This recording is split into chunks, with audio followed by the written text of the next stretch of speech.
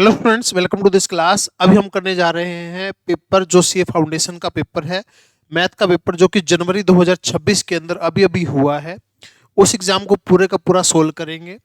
Mathematics, reasoning और statics पूरे का पूरा पोर्शन करेंगे। जितना पॉसिबल हो सकेगा हम इसको शॉर्ट ट्रिक के साथ करेंगे।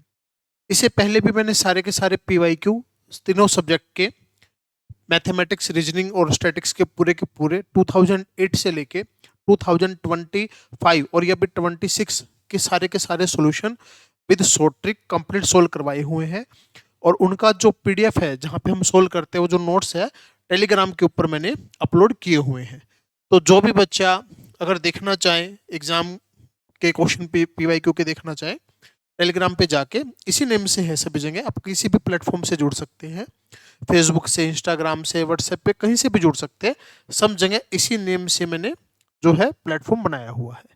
ठीक है, तो सारे के सारे क्वेश्चन करेंगे और बढ़िया तरीके से करेंगे। एक एक करके पूरा पेपर जो है हम एनालाइज करते हैं। ठीक है, तो ये जो क्वेश्चन है देखिए, हम कर रहे हैं स्टार्ट इसको। चलिए लीजिए, सबसे फर्स्ट क्वेश्चन है। अभी पेपर में कैसे दे रखा था, क्वेश्चन मिक्स करके दे रखे थे, जैसे मैथ, रीजनिंग, स्टैटिक्स ना मिक्स करके दे रखा था। कोई क्वेश्चन किसी सब्जेक्ट का, कोई क्वेश्चन किसी का। तो काफी बार तो अलग अलग पैटर्न आता है, पहले मैथ दे दिया, फिर रीजनिंग, फिर स्टैटिक्स, बट इसके अंदर सारे का सारा आपका इकट्ठा ही दे रखा था। ठीक है, तो सबसे पहला क्वेश्चन है, frequency den frequency density of a class interval में be defined as the ratio of. तो ये जो क्वेश्चन है, अगर आप इसको स्टडी मॉड्यूल के अंदर, जो इंस्टीट्यूट का मॉड्यूल है उसके अंदर देखेंगे, तो ये थ्योरेटिकल पोर्शन के अंदर दे रखा है। ये जो होता है, क्या होता है, frequency of that class interval to the corresponding class length. तो इसमें क्या पूछता है कि फ्रिक्वेंसी डेंसिटी पूछता है, उसकी रेशो पूछता है कि उसकी रेशो किसके साथ होती है। तो इसका जो फॉर्मूला बनेगा, इसका फॉर्मूला होता है क्या, फ्रिक्वेंसी ऑफ क्लास इंटरवल और क्लास लेंथ, ये रेशो होता है। तो इस क्वेश्चन का आंसर क्या आएगा, बी ऑप्शन आएगा। तो ये आप थोड़ा सा थ्योरेटिकल थ्योरी पढ़ेंगे तो उसके अंदर ये बकायदा दे रखा है, तो इस क्वेश्चन का आंसर बी आंसर आएगा। चलिए नेक्स्ट क्वेश्चन है, ए मार्केट रिसर्चर डिवाइड ए सिटी इनटू 5 रीजन। एक कोई सिटी वगैरह है, उसको 5 ग्रुप के अंदर डिवाइड करता है। When variation with the region इधर लिटल, धीरे मैक्सिमम वेरिएशन, काफी सारी वेरिएंस है। ठीक है, और काफी अलग अलग रीजन है, अलग अलग चीजें है, हाउस होल्ड है। तो सैंपलिंग को क्या बोलेंगे हम, उस सैंपलिंग को हम बोलेंगे सेट्राफाइड सैंपलिंग। ये भी थ्योरेटिकल पोर्शन है, अगर आप इसको थ्योरी के अंदर पढ़ेंगे तो इस तरीके से आपको पूरा एक्सप्लेन करके बता रखा है। ठीक है, तो सेट्राफाइड सैंपलिंग है, तो इसका ये जो है सी आंसर आएगा। नेक्स्ट क्वेश्चन है आपका, ये क्वेश्चन आपका दे दिया एक ब्लड रिलेशन का क्वेश्चन। अब देखो, रीजनिंग डाल दी इसके अंदर। ठीक है, तो पहले स्टैटिक्स के 2 क्वेश्चन पूछ लिए और अब इसमें रीजनिंग का क्वेश्चन दे दिया। तो क्वेश्चन क्या है, P Q R S T U V U, 6 member एक फैमिली के अंदर, आर जो है स्पाउस है क्यू का। तो इसको अंदर अगर हम देखें, आर स्पाउस है क्यू का। अभी हमको ये नहीं पता कि मेल कौन है और फीमेल कौन है। ठीक है, ये चीज हमको नहीं पता अभी, मेल कौन है फीमेल कौन है। तो इसलिए हम एक बार स्पाउस बना रहे हैं, कपल बना रहे हैं। You mother of T, you mother है टी की, एस डॉटर है यू की। अभी यहाँ पे यू भी नहीं है, एस भी नहीं है, टी भी नहीं है। P is daughter is T, P की डॉटर टी है। आर का son, R R son is P, R का सन कौन है, पी। लो भी, आर का सन कौन हो गया, पी, आर का सन है P. The two couple in the family, 2 couple है। ठीक है, अब पी के बारे में क्या दे रखा था, पी की डॉटर इज टी, पी की डॉटर कौन है, टी, पी की डॉटर कौन है, टी। तो इसकी डॉटर है तो इसकी वाइफ भी मिलेगी, पी की डॉटर है तो इसकी वाइफ भी मिलेगी, और 2 मैरिड कपल बोल रखा है इसके अंदर। अब कहता है यू मदर है टी की, यू मदर कौन हो गई, टी की, यू मदर है टी की। एस डॉटर है यू की, एस डॉटर है यू की। तो 2 डॉटर होगी, टी भी डॉटर होगी और एस भी डॉटर होगी, यू इसकी वाइफ होगी। ठीक है, इस तरीके से हो गया। तो क्वेश्चन के अंदर आपको बताना क्या है, टी ग्रैंड डॉटर है क्यू की। हाँ जी, टी ग्रैंड डॉटर है क्यू की। क्यू ग्रैंडफादर है टी का, क्यू ग्रैंडफादर टी का। हम बोल नहीं सकते ग्रैंडफादर, ग्रैंड मदर भी हो सकती है, क्योंकि आर और क्यू के बारे में कोई इन्फॉर्मेशन नहीं दे रखी। आर मदर है पी की, आर मदर पी की, ये भी नहीं बोल सकते, कंफर्म नहीं है। क्यू अंकल है एस का, क्यू अंकल है एस का नहीं, क्यू तो ग्रैंडफादर या ग्रैंड डॉटर होगा। तो इनमें से कंफर्म आंसर कौन सा है, ये वाला। ये कन्फर्म आंसर है। टी जो है ग्रैंड मदर है क्यू की, ग्रैंड डॉटर, ठीक है, टी ग्रैंड डॉटर है क्यू की, ये चीज कन्फर्म है। तो ये चीज कन्फर्म है तो आपका ये आंसर बन जाएगा। ठीक है, चलिए नेक्स्ट क्वेश्चन है, इसमें बोलता है during the tabular presentation of data is the dash is the entire upper table which include column सब कॉलम, जो सारी चीज उसके अंदर होती है ना, कॉलम सब कॉलम बने होते हैं, उसको क्या बोलते हैं? उसको स्टब, एट्रीब्यूट, बॉडी, उसको बॉक्स हेड बोलते हैं। ठीक है, ये भी एक थ्योरेटिकल क्वेश्चन है, सिंपल सा, जैसे बॉक्स बना होता है ना उसको, तो उसको क्या बोलते हैं? बॉक्स हेड बोलते हैं। ठीक है, इजी इजी क्वेश्चन थे। चलिए नेक्स्ट क्वेश्चन है भाई, अभी A B C D E are sitting on a bench, sitting arrangement का क्वेश्चन आ गया ये। ठीक है, तो इसके अंदर आपको क्या दे रखा है? एक बेंच पे सिट करते हैं, ए सिटिंग नेक्स्ट टू बी। ठीक है, तो एक बनाते हैं हम, ए जो है बी से नेक्स्ट पे बैठा है, ठीक है, और सी नेक्स्ट टू डी। अब बोल कितने रखा है? ए बी सी डी ई, 5 बोल रखा है कि 5 पर्सन बोल रखे हैं। ए बैठा है बी से नेक्स्ट पे, मान लीजिए ए बैठा है बी से नेक्स्ट पे, हमने ये मान लिया। ठीक है, सी जो है डी से नेक्स्ट पे है, सी और डी का भी कोई जिक्र आया नहीं। D not sitting with E, D जो है ई के साथ नहीं बैठेगा। ठीक है, who is on the left end of the bench, left left कौन सा? ये वाला। लेफ्ट हैंड पे कौन बैठा है? ई। लेफ्ट हैंड पे कौन बैठा है? ई। ई बैठा है। ठीक है, और ई के साथ में कौन नहीं बैठेगा? डी नहीं बैठेगा। ठीक है, सी है second position from the right, right से सेकंड पोजीशन पे कौन है? सी है, राइट से सेकंड पे सी है। A is the right of B and E, A जो है बी और ई के राइट में है। ठीक है, बिल्कुल। और ए और सी टुगेदर, ए और सी टुगेदर है, तो यहाँ पे कौन बचा? ए बी सी डी बचा, ए बी सी डी बचा यहाँ पर।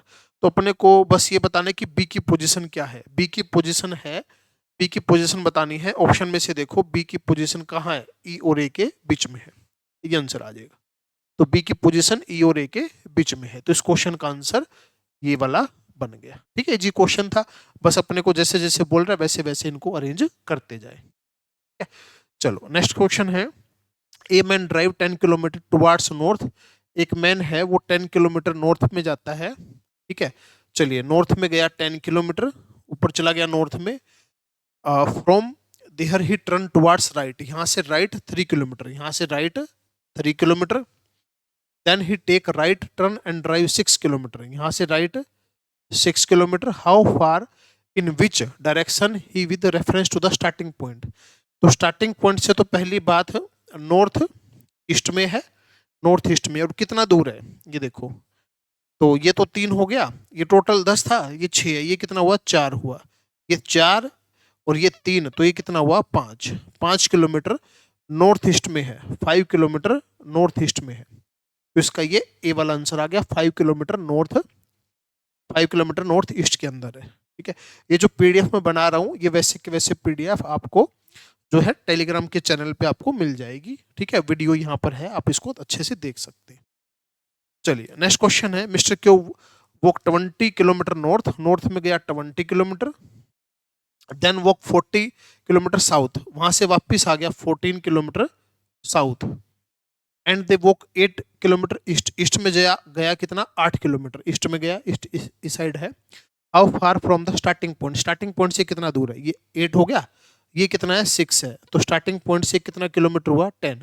अगर हम पाइथागोरस लगाएं 36, 64 और 100 का रूट 10, तो ये 10 किलोमीटर जो है, ये बच्चे ने बिल्कुल सही किया हुआ है, 10 किलोमीटर जो है स्टार्टिंग पॉइंट से क्या हो गया? दूर हो गया। ठीक है, इजी इजी क्वेश्चन है बिल्कुल। नेक्स्ट है, if west is replaced with north west, north east या नॉर्थ वेस्ट?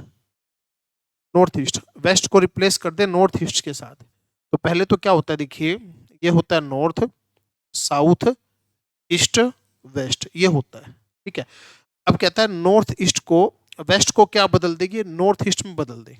ठीक है, वेस्ट जो है ना ये वाला, ये नॉर्थ ईस्ट में बदल दे। ठीक है, तो अब ये देखो, ये जो होता है ये क्या होता है? नॉर्थ ईस्ट, ये होता है नॉर्थ वेस्ट, ये होता है साउथ वेस्ट, और ये होता है साउथ ईस्ट। अब किसको क्या बदल दे? जो वेस्ट है ना ये वाला, इसको क्या बदल दे? नॉर्थ ईस्ट में बदल दे, ये क्या हो जाए? नॉर्थ ईस्ट हो जाए। तो विच of the following is direction, south will be replace by, south क्या हो जाएगा? साउथ क्या वाला हो जाएगा? देखो अगर मैं इसको ऐसे घुमा देता हूं, ऐसे ऐसे घुमाया, तो कितना घुमाया? 1 2 3, जो तीसरे वाला था वो यहाँ पर आ गया, जो तीसरे वाला था यहाँ पर आ गया, ऐसे घुमाऊंगा, तीसरे वाला यहाँ पर आ गया, तो साउथ वाला क्या हो जाएगा, 1 2 3, ये तीसरे वाला इधर आ जाएगा, तो नॉर्थ वेस्ट इसका आंसर बन जाएगा। ठीक है, तो आपका इसका आंसर क्या बन जाएगा, नॉर्थ वेस्ट बन जाना चाहिए इसका। ये पूछ रखा ना, south will replace by which of the, south will be replace by which of the flowing, south किससे रिप्लेस होएगा, ये नहीं पूछ रहा कि साउथ को रिप्लेस करके क्या आएगा, साउथ किससे रिप्लेस होएगा, साउथ किससे रिप्लेस होएगा ये पूछ रहा है, साउथ किससे रिप्लेस होगा। ठीक है, किसकी जगह साउथ आएगा, किसकी जगह साउथ आएगा, ये वाला पूछ रहा है। ठीक है, किसकी जगह साउथ आएगा, किसकी जगह साउथ आएगा ये पूछ रहा है। दोबारा देख लो एक बार, वेस्ट जो है, वेस्ट जो है ये वाला वेस्ट, इसको क्या लिख रहे हैं, नॉर्थ ईस्ट लिख रहे हैं, हम इसको ऐसे घुमा के ला रहे हैं, ऐसे घुमा के ला रहे हैं।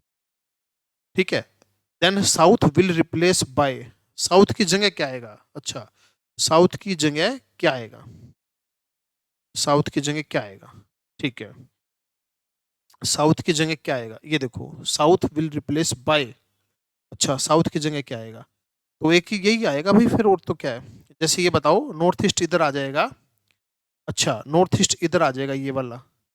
ठीक है, तो इसके दो और देखना है। ओके, तो आपका आंसर बनने का भाई ये आना चाहिए, नॉर्थ वेस्ट ही आएगा भाई, एक बार चेक कर लेते हैं इसको, नॉर्थ वेस्ट ही आना चाहिए इसके अंदर।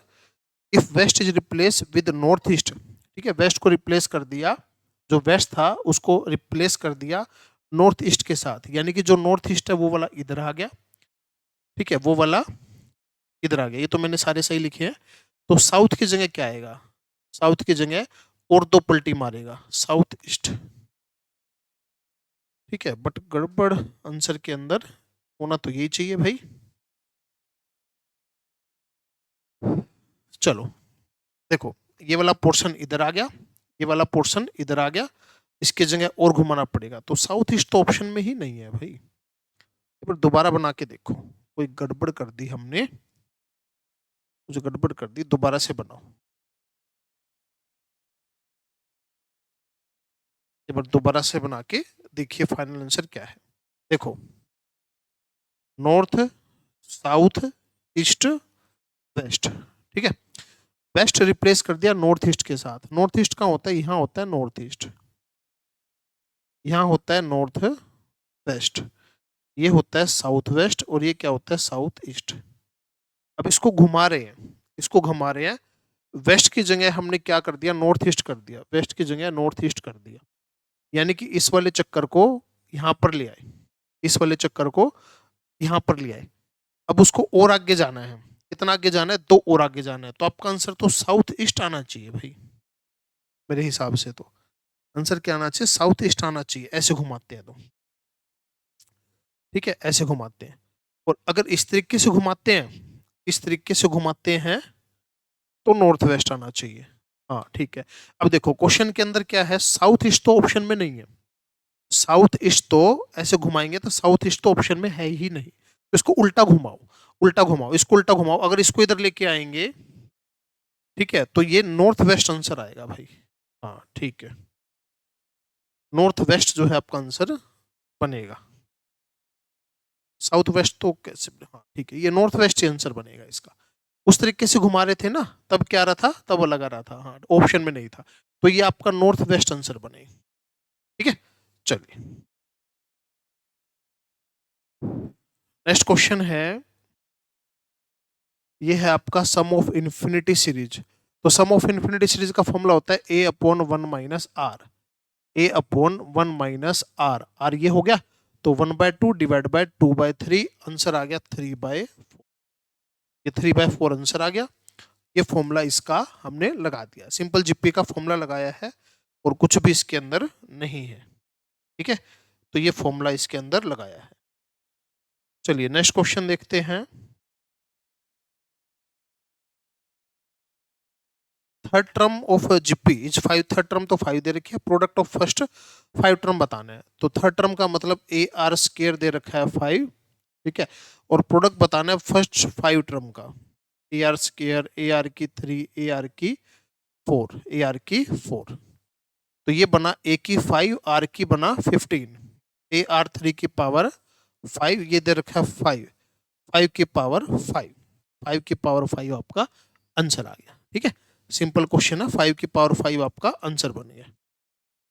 चलिए नेक्स्ट है, if the arithmetic mean of two number is 13, geometric mean 12 है, डिफरेंस बताना है उन नंबरों का डिफरेंस बताना है। तो अर्थमेटिक मीन हो गया a प्लस बी बाय 2, तो ये बना a प्लस बी कितना हो गया 26, और उनका ज्योमेट्रिक मीन यानी कि ए बी का रूट 12, ए बी कितना हो गया 144। ऐसे दो नंबर बताओ जिनको मल्टीप्लाई करके तो 144 आए और सम करके कितना आए 26 आए, सम करके कितना आए 26। तो ऐसे कौन से फैक्टर बनेंगे, ये बनेंगे शायद 18 और 8, 18 मल्टीप्लाई 8 अगर करते हैं तो 144, सम करते हैं तो 26, तो इनका डिफरेंस कितना आएगा 10। ठीक है, तो अगर आप पता लगा पा रहे तो डायरेक्ट आंसर आ गया, नहीं पता लगा पा रहे तो आपको सबसे पहले a माइनस बी निकालना पड़ेगा, जिसको हम लिख सकते हैं a प्लस बी का स्क्वायर माइनस 4ab, इसका स्क्वायर रूट लिख सकते हैं। तो ये फॉर्मूला लगा के माइनस बी आ जाएगा, फिर इनको प्लस माइनस करके ए और बी की वैल्यू आ जाएगी। लेकिन छोटा ही नंबर था, हमने डायरेक्ट भी पता कर लिया इसका। ठीक है, चलिए नेक्स्ट क्वेश्चन है इसके अंदर, टीवीएम का टाइम वैल्यू ऑफ मनी का, sum of money lend compound interest 2 year 20% per annum और 482 रुपए हो जाता है। More if interest was payable half yearly than it was payable annually, value of sum deposit बताना है। ठीक है, 2 साल के अंदर 20% के रेट से 482 रुपए ज्यादा हो जाता है अगर हाफ ईयरली करते हैं एनुअली से हाफ ईयरली करते हैं। तो ये देखिए, अगर हम इसको करते हैं एनुअली करते हैं तो आपका जो इंटरेस्ट बनेगा 1.2 की पावर स्क्वायर, ये प्रिंसिपल ये बनेगा। और इसी को अगर हम कर ले हाफ ईयरली तो 1.05 की पावर कितना हो गया 4। हाफ ईयरली कर रहे हैं तो हाफ ईयरली, अच्छा हाफ ईयरली कर रहे हैं तो रेट को डिवाइड कर देंगे 2 से, यानी कि 1.10 और ये हो जाएगा 4। हाफ ईयरली करते हैं तो ये वाला इससे ज्यादा है कितना 482 ज्यादा है, तो बस इनकी पावर करके माइनस कर दो। ये तो हो गया P 1.44, ये हो गया P, और इसकी पावर करेंगे ना माइनस ये 482, तो इसको हम सोल्व करेंगे कैलकुलेटर पे। तो कैलकुलेटर से हम इसको करते हैं 1.1 की पावर 4। चलिए कैलकुलेटर से कर रहे हैं भाई इसको 1.1 की पावर 4, या 1.4641 माइनस 1.44 और डिवाइड 482, ये आपका आ गया 20,000 रुपए। तो प्रिंसिपल आ गया 20,000, ये आपका आंसर आ गया। तो सिंपल फॉर्मूला था, फॉर्मूला लगाया और ये आंसर मिल गया। चलिए नेक्स्ट क्वेश्चन है, रीना बाय रेफ्रिजरेटर वर्थ 25,000, एक रेफ्रिजरेटर लिया 25,000 रुपए का और 5,000 अपफ्रंट, यानी कि 5,000 रुपए तो स्टार्टिंग में पे कर दिए और बाकी जो है इंस्टॉलमेंट बनवाई 5 equal annual instalment. Unpaid balance जो है उसके ऊपर इंटरेस्ट 18% पर एनम लगेगा, कंपाउंड एनुअली है और ये आपको दे रखा है। ठीक है, तो आपको क्या बताना है, एनुअल इंस्टॉलमेंट बतानी है। तो 25,000 में 5,000 तो दे दिए, तो कितने बचे 20,000 बचे। ठीक है, 20,000 बचे, तो प्रेजेंट वैल्यू इसने दे ही रखा है, तो इसको 20,000 से मल्टीप्लाई कर दो, आंसर आ जाना चाहिए बस। 20,000 मल्टीप्लाई 3.12717, सॉरी, अच्छा ये तो प्रेजेंट वैल्यू का दे दिया ना, इक्वल इंस्टॉलमेंट 5 थी, इसे डिवाइड करेंगे 3.12717, हाँ जी 6395 ये आंसर आ जाएगा। ठीक है, ये आपको पीवी फैक्टर दे रखा है, प्रेजेंट वैल्यू फैक्टर, तो प्रेजेंट वैल्यू से डिवाइड करेंगे ये आंसर आ जाएगा बस। वरना अगर आप बेसिक से निकालना चाहो बेसिक से निकाल लो। ठीक है, उसमें क्या करेंगे, हम फॉर्मूला लगाएंगे, इंस्टॉलमेंट निकालनी है 1 माइनस में रेट कितना है 18% का है और पावर कितनी लेनी है -5 डिवाइड बाय 0.18। अगर इसको सोल्व करेंगे तो यही वैल्यू जो है आपकी बनेगी। ठीक है, तभी भी ये आंसर आएगा। ठीक है, चलिए नेक्स्ट क्वेश्चन है अब इसके बाद, Ravi allocate a crops 50,000 in a term deposit. अच्छा, कोई पैसा है और 50,000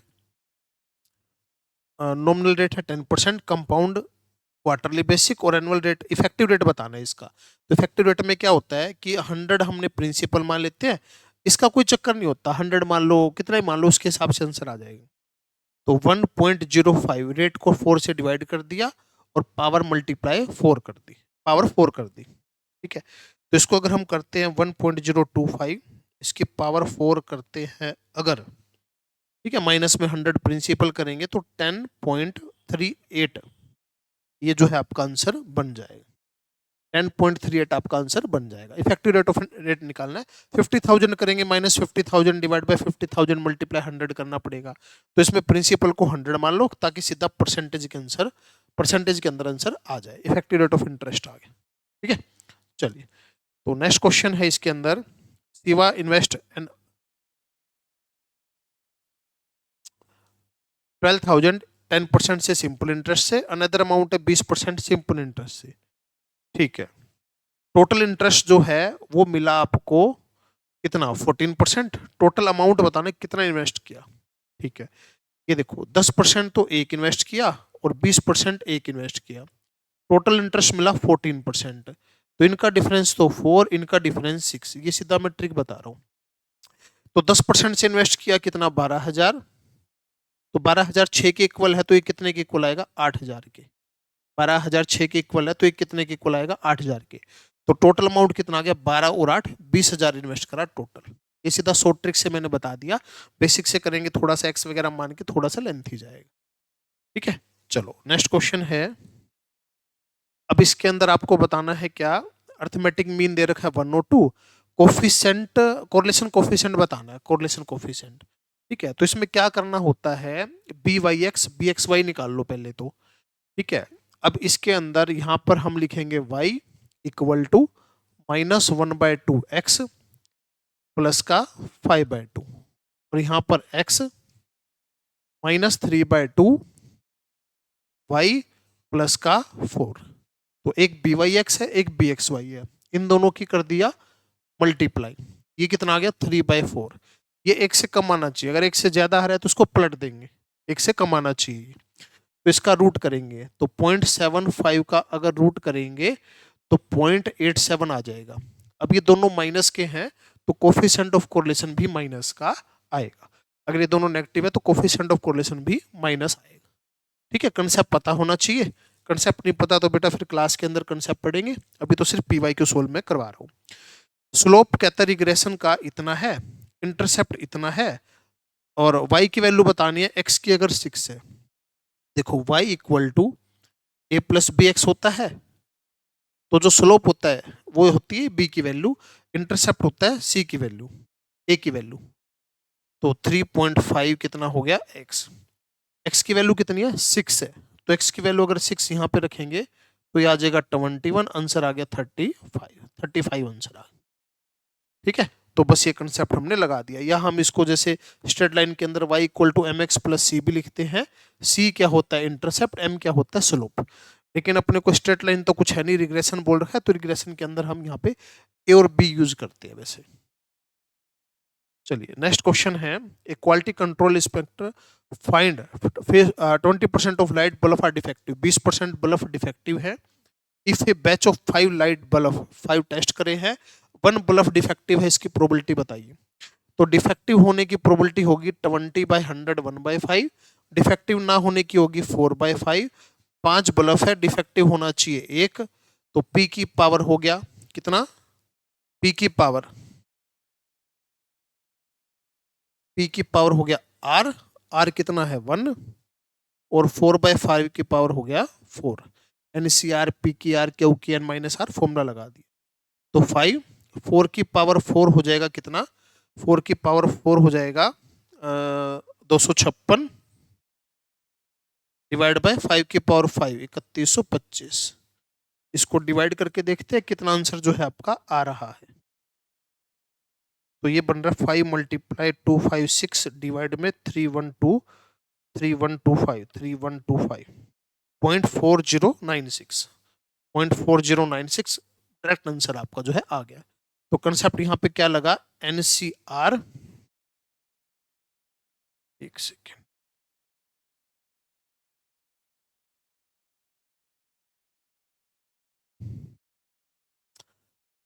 एनसीआर पी की आर क्यू की एन माइनस आर, ये कंसेप्ट यहाँ पे लगा दिया। ठीक है, फॉर्मूला लगाना था खाली और कुछ नहीं था। ठीक है, चलिए नेक्स्ट क्वेश्चन देखते हैं। अब नेक्स्ट क्वेश्चन है बी वाई एक्स दे रखा है, बी एक्स वाई आर पूछ रखा है।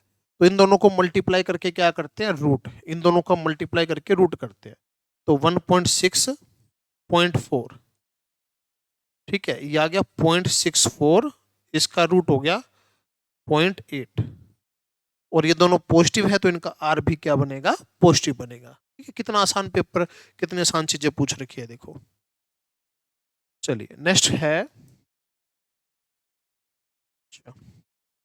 नेक्स्ट है question number 20। If in class 50% of student study mathematics and science, 70% of the student study mathematics. ठीक है, अब ये बताओ वेन डायग्राम से इस क्वेश्चन को कर लो।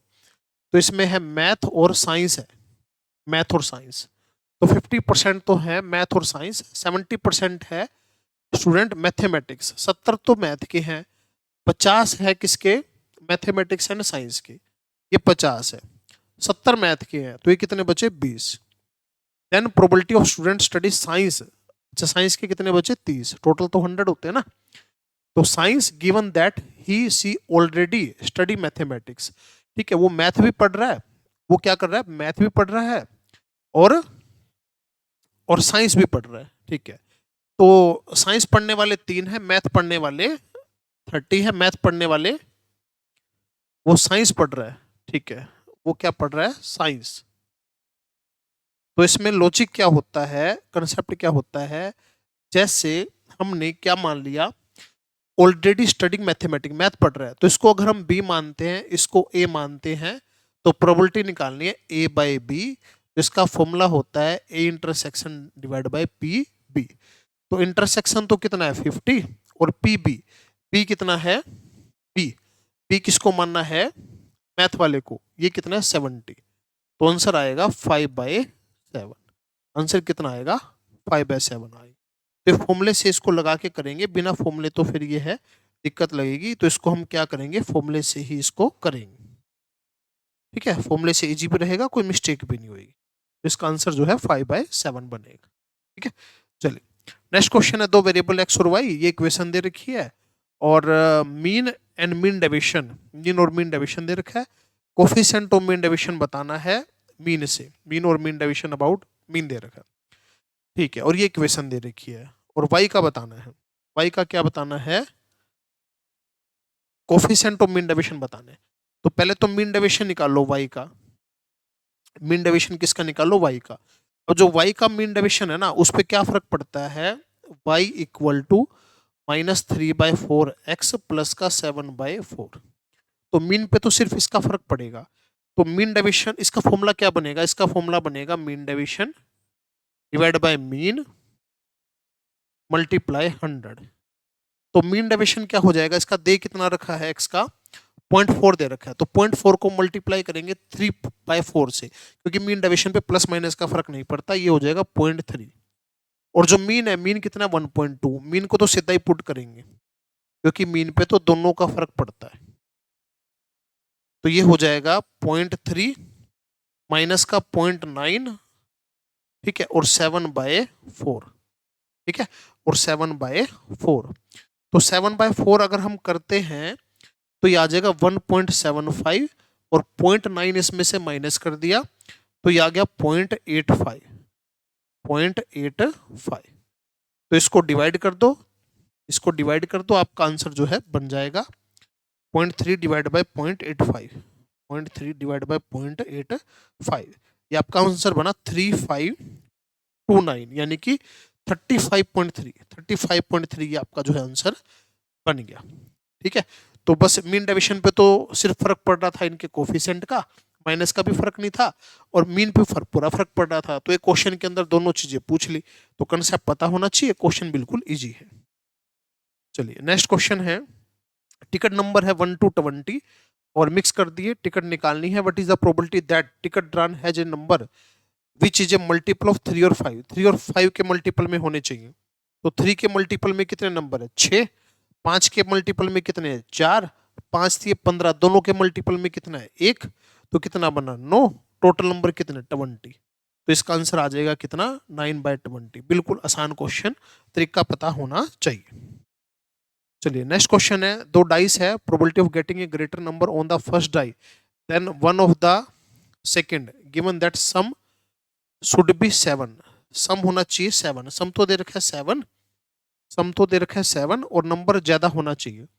तो सम 7 के कितने केस बनेंगे? पहले तो ये बना के देखो, 1 6 2 5 2 5 3 4 4 3 5 2 6 1, ये बनेंगे।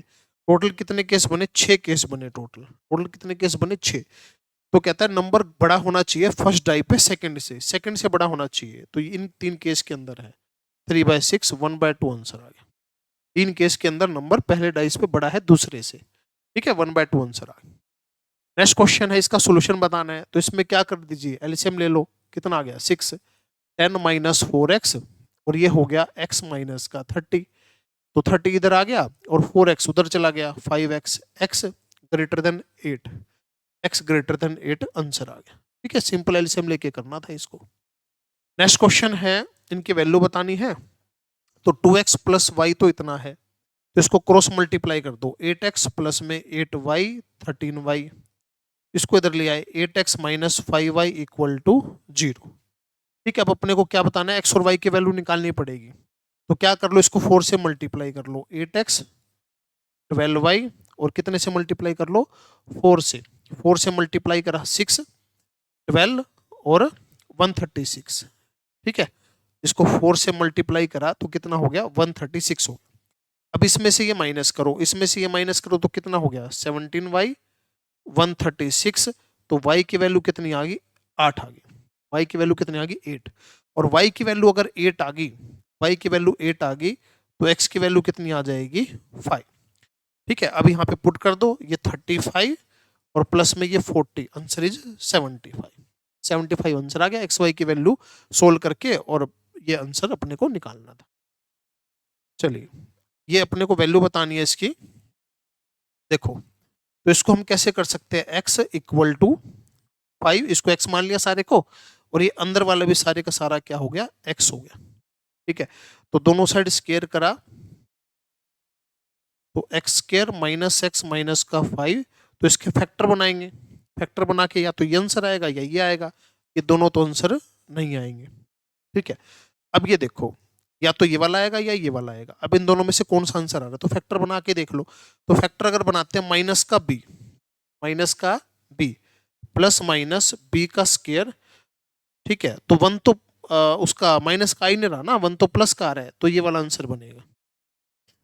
माइनस का b होता है ना, माइनस का क्या होता है? b, तो b तो 1 ही आना चाहिए, तो 1 तो खाली इसमें तो है ही नहीं। ठीक है, तो ये वाला आपका आंसर बन गया। ठीक है, चलिए नेक्स्ट क्वेश्चन है भाई, इसको आपको क्या करना है? सोल्व करना है, दोनों स्टेटमेंट को उठा के सोल्व करना है। तो यहां से एलसीएम लिया 8, यहां बना 10 - 4x और ये बना यहां पर x - 40। तो 40 50 हुआ और उधर जाके हो गया 5x, x ग्रेटर देन 10। ठीक है, और इसको अगर लेके चले 18, x लेस देन 14, 10 से बड़ा और 14 से छोटा, ये सी आंसर आ गया। सिंपल क्वेश्चन है बिल्कुल। ठीक है, सोल्व करते जाइए।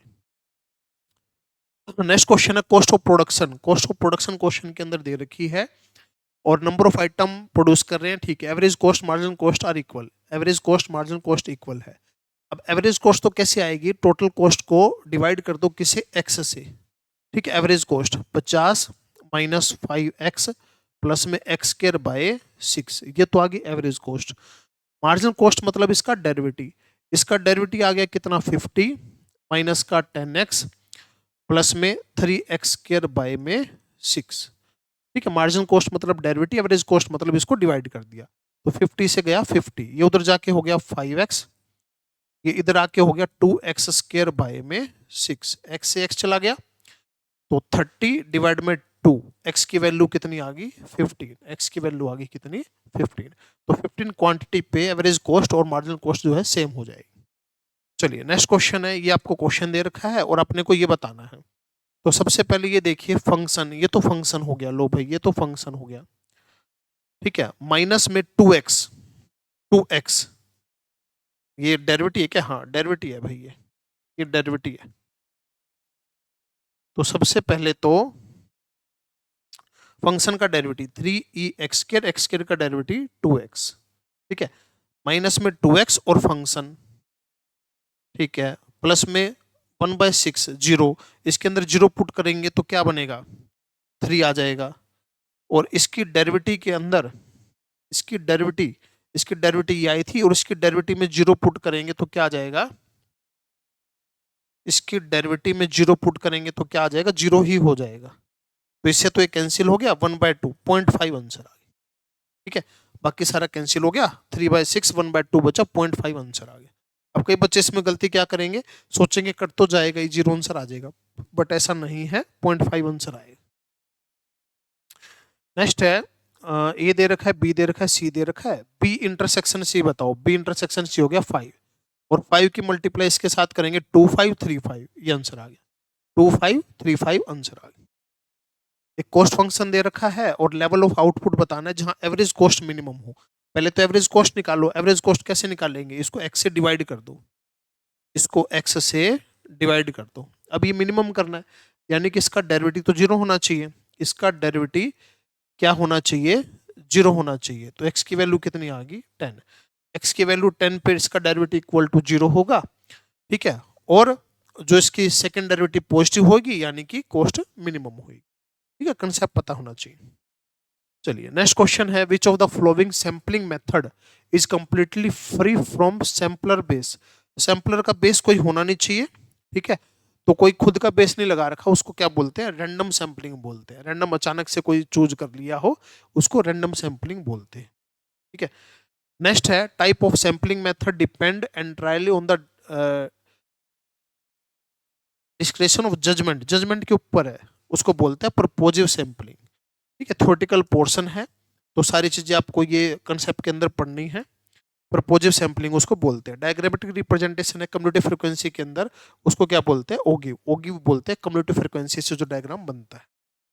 नेक्स्ट है, दो ग्रुप है, एक तो 700 का है मंथली सैलरी, और यूनिट 2 650 बंदे हैं इतनी सैलरी के, कंबाइंड अर्थमेटिक मीन बताना है। तो 700 मल्टीप्लाई 2500, तो 25 7 175, और जीरो आ गई कितनी 4, और 650 मल्टीप्लाई 2750, नीचे कितना आएगा, पहली बात तो 1350, और ये कैलकुलेटर से कर लो 650 मल्टीप्लाई 2750, तो 650 मल्टीप्लाई 2750, ये आ गया 1787 प्लस में 175, और डिवाइड में करना आपको 1350, ये बना 2620, ये आपका आंसर आ गया। तो सिंपल कंबाइंड मीन का जो फॉर्मूला था वो लगाना था, और कुछ भी इसके अंदर नहीं था। नेक्स्ट क्वेश्चन है, test of shift ability of the base is called, ठीक है। शिफ्ट एबिलिटी जिसके अंदर होती है, बेस शिफ्ट करते हैं, उसको क्या बोलते हैं, सर्कुलर टेस्ट बोलते हैं। जैसे 0 1 1 2 0 2 ऐसे होता है ना, तो ये सर्कुलर टेस्ट उसको बोलते हैं। इसके बाद है index number that allow shifting of the base year without referring each time of original base, ठीक है। तो इसमें referring each time to original base is tested by the, इसको भी सर्कुलर टेस्ट ही बोलते हैं। ये भी वही चीज हो गया, इंडेक्स नंबर है, बेस ईयर को शिफ्ट नहीं कर रहे और टाइम के साथ हम क्या है चेंज कर रहे हैं, तो सर्कुलर टेस्ट इसको बोलते हैं।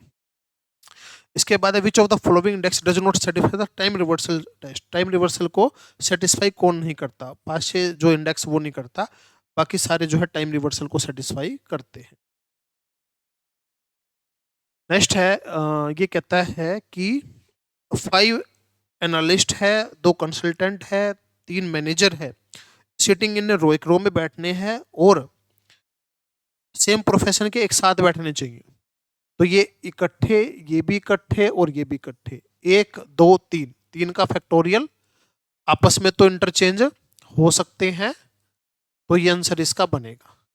आपस में इंटरचेंज हो सकता है और पूरे का पूरा ग्रुप भी इंटरचेंज हो सकता है। तो 6, 120, 2 और 6, ठीक है।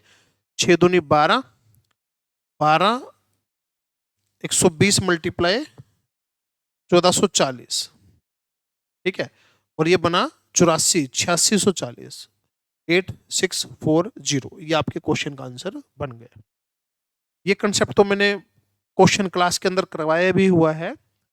जैसे एनसीआर है, एनसीआर 56 आना चाहिए, तो ऑप्शन पुट कर करके देख लो एन और आर किस से 56 आएगा, 8C3 से 56 आएगा, तो डायरेक्ट ये आंसर आ गया।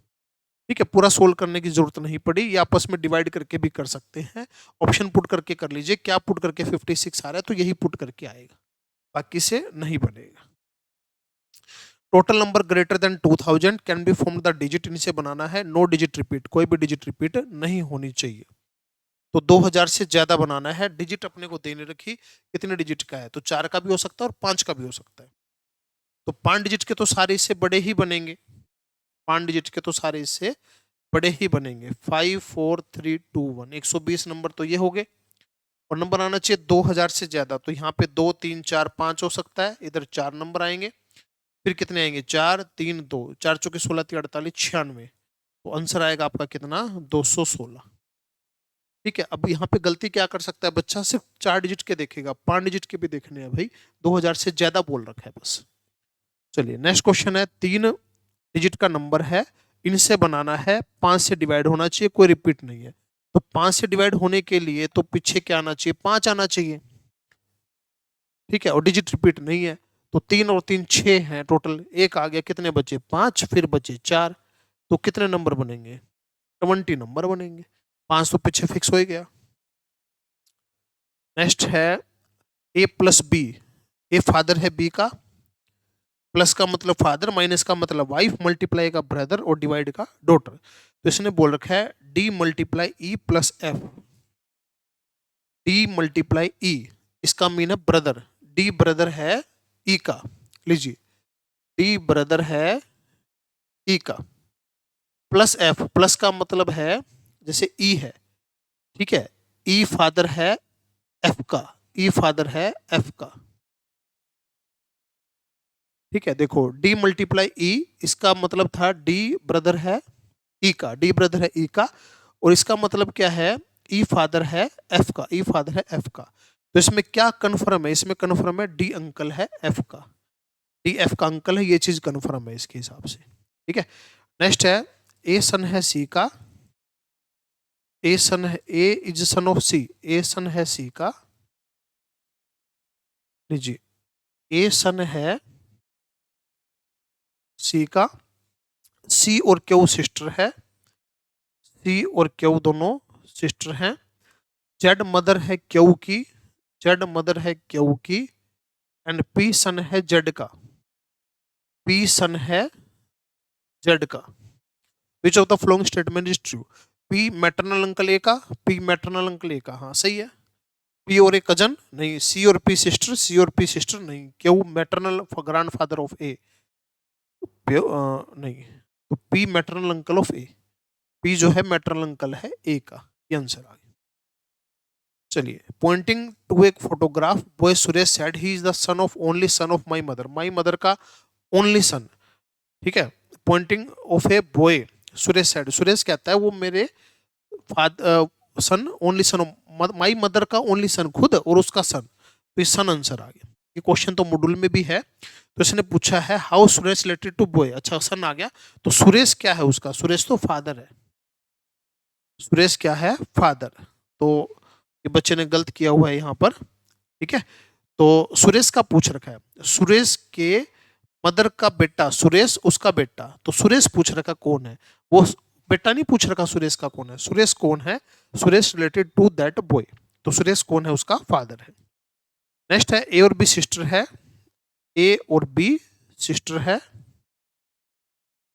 बी वाइफ है सी की, B is wife of C, B जो है वाइफ है सी की, डी सन है ई का, डी जो है सन है ई का, यहाँ पे ई का कोई जिक्र नहीं आया, F daughter of B, F daughter है किसकी, बी की, जी हस्बैंड है ए का, जी हस्बैंड है ए का, ई फादर है बी का,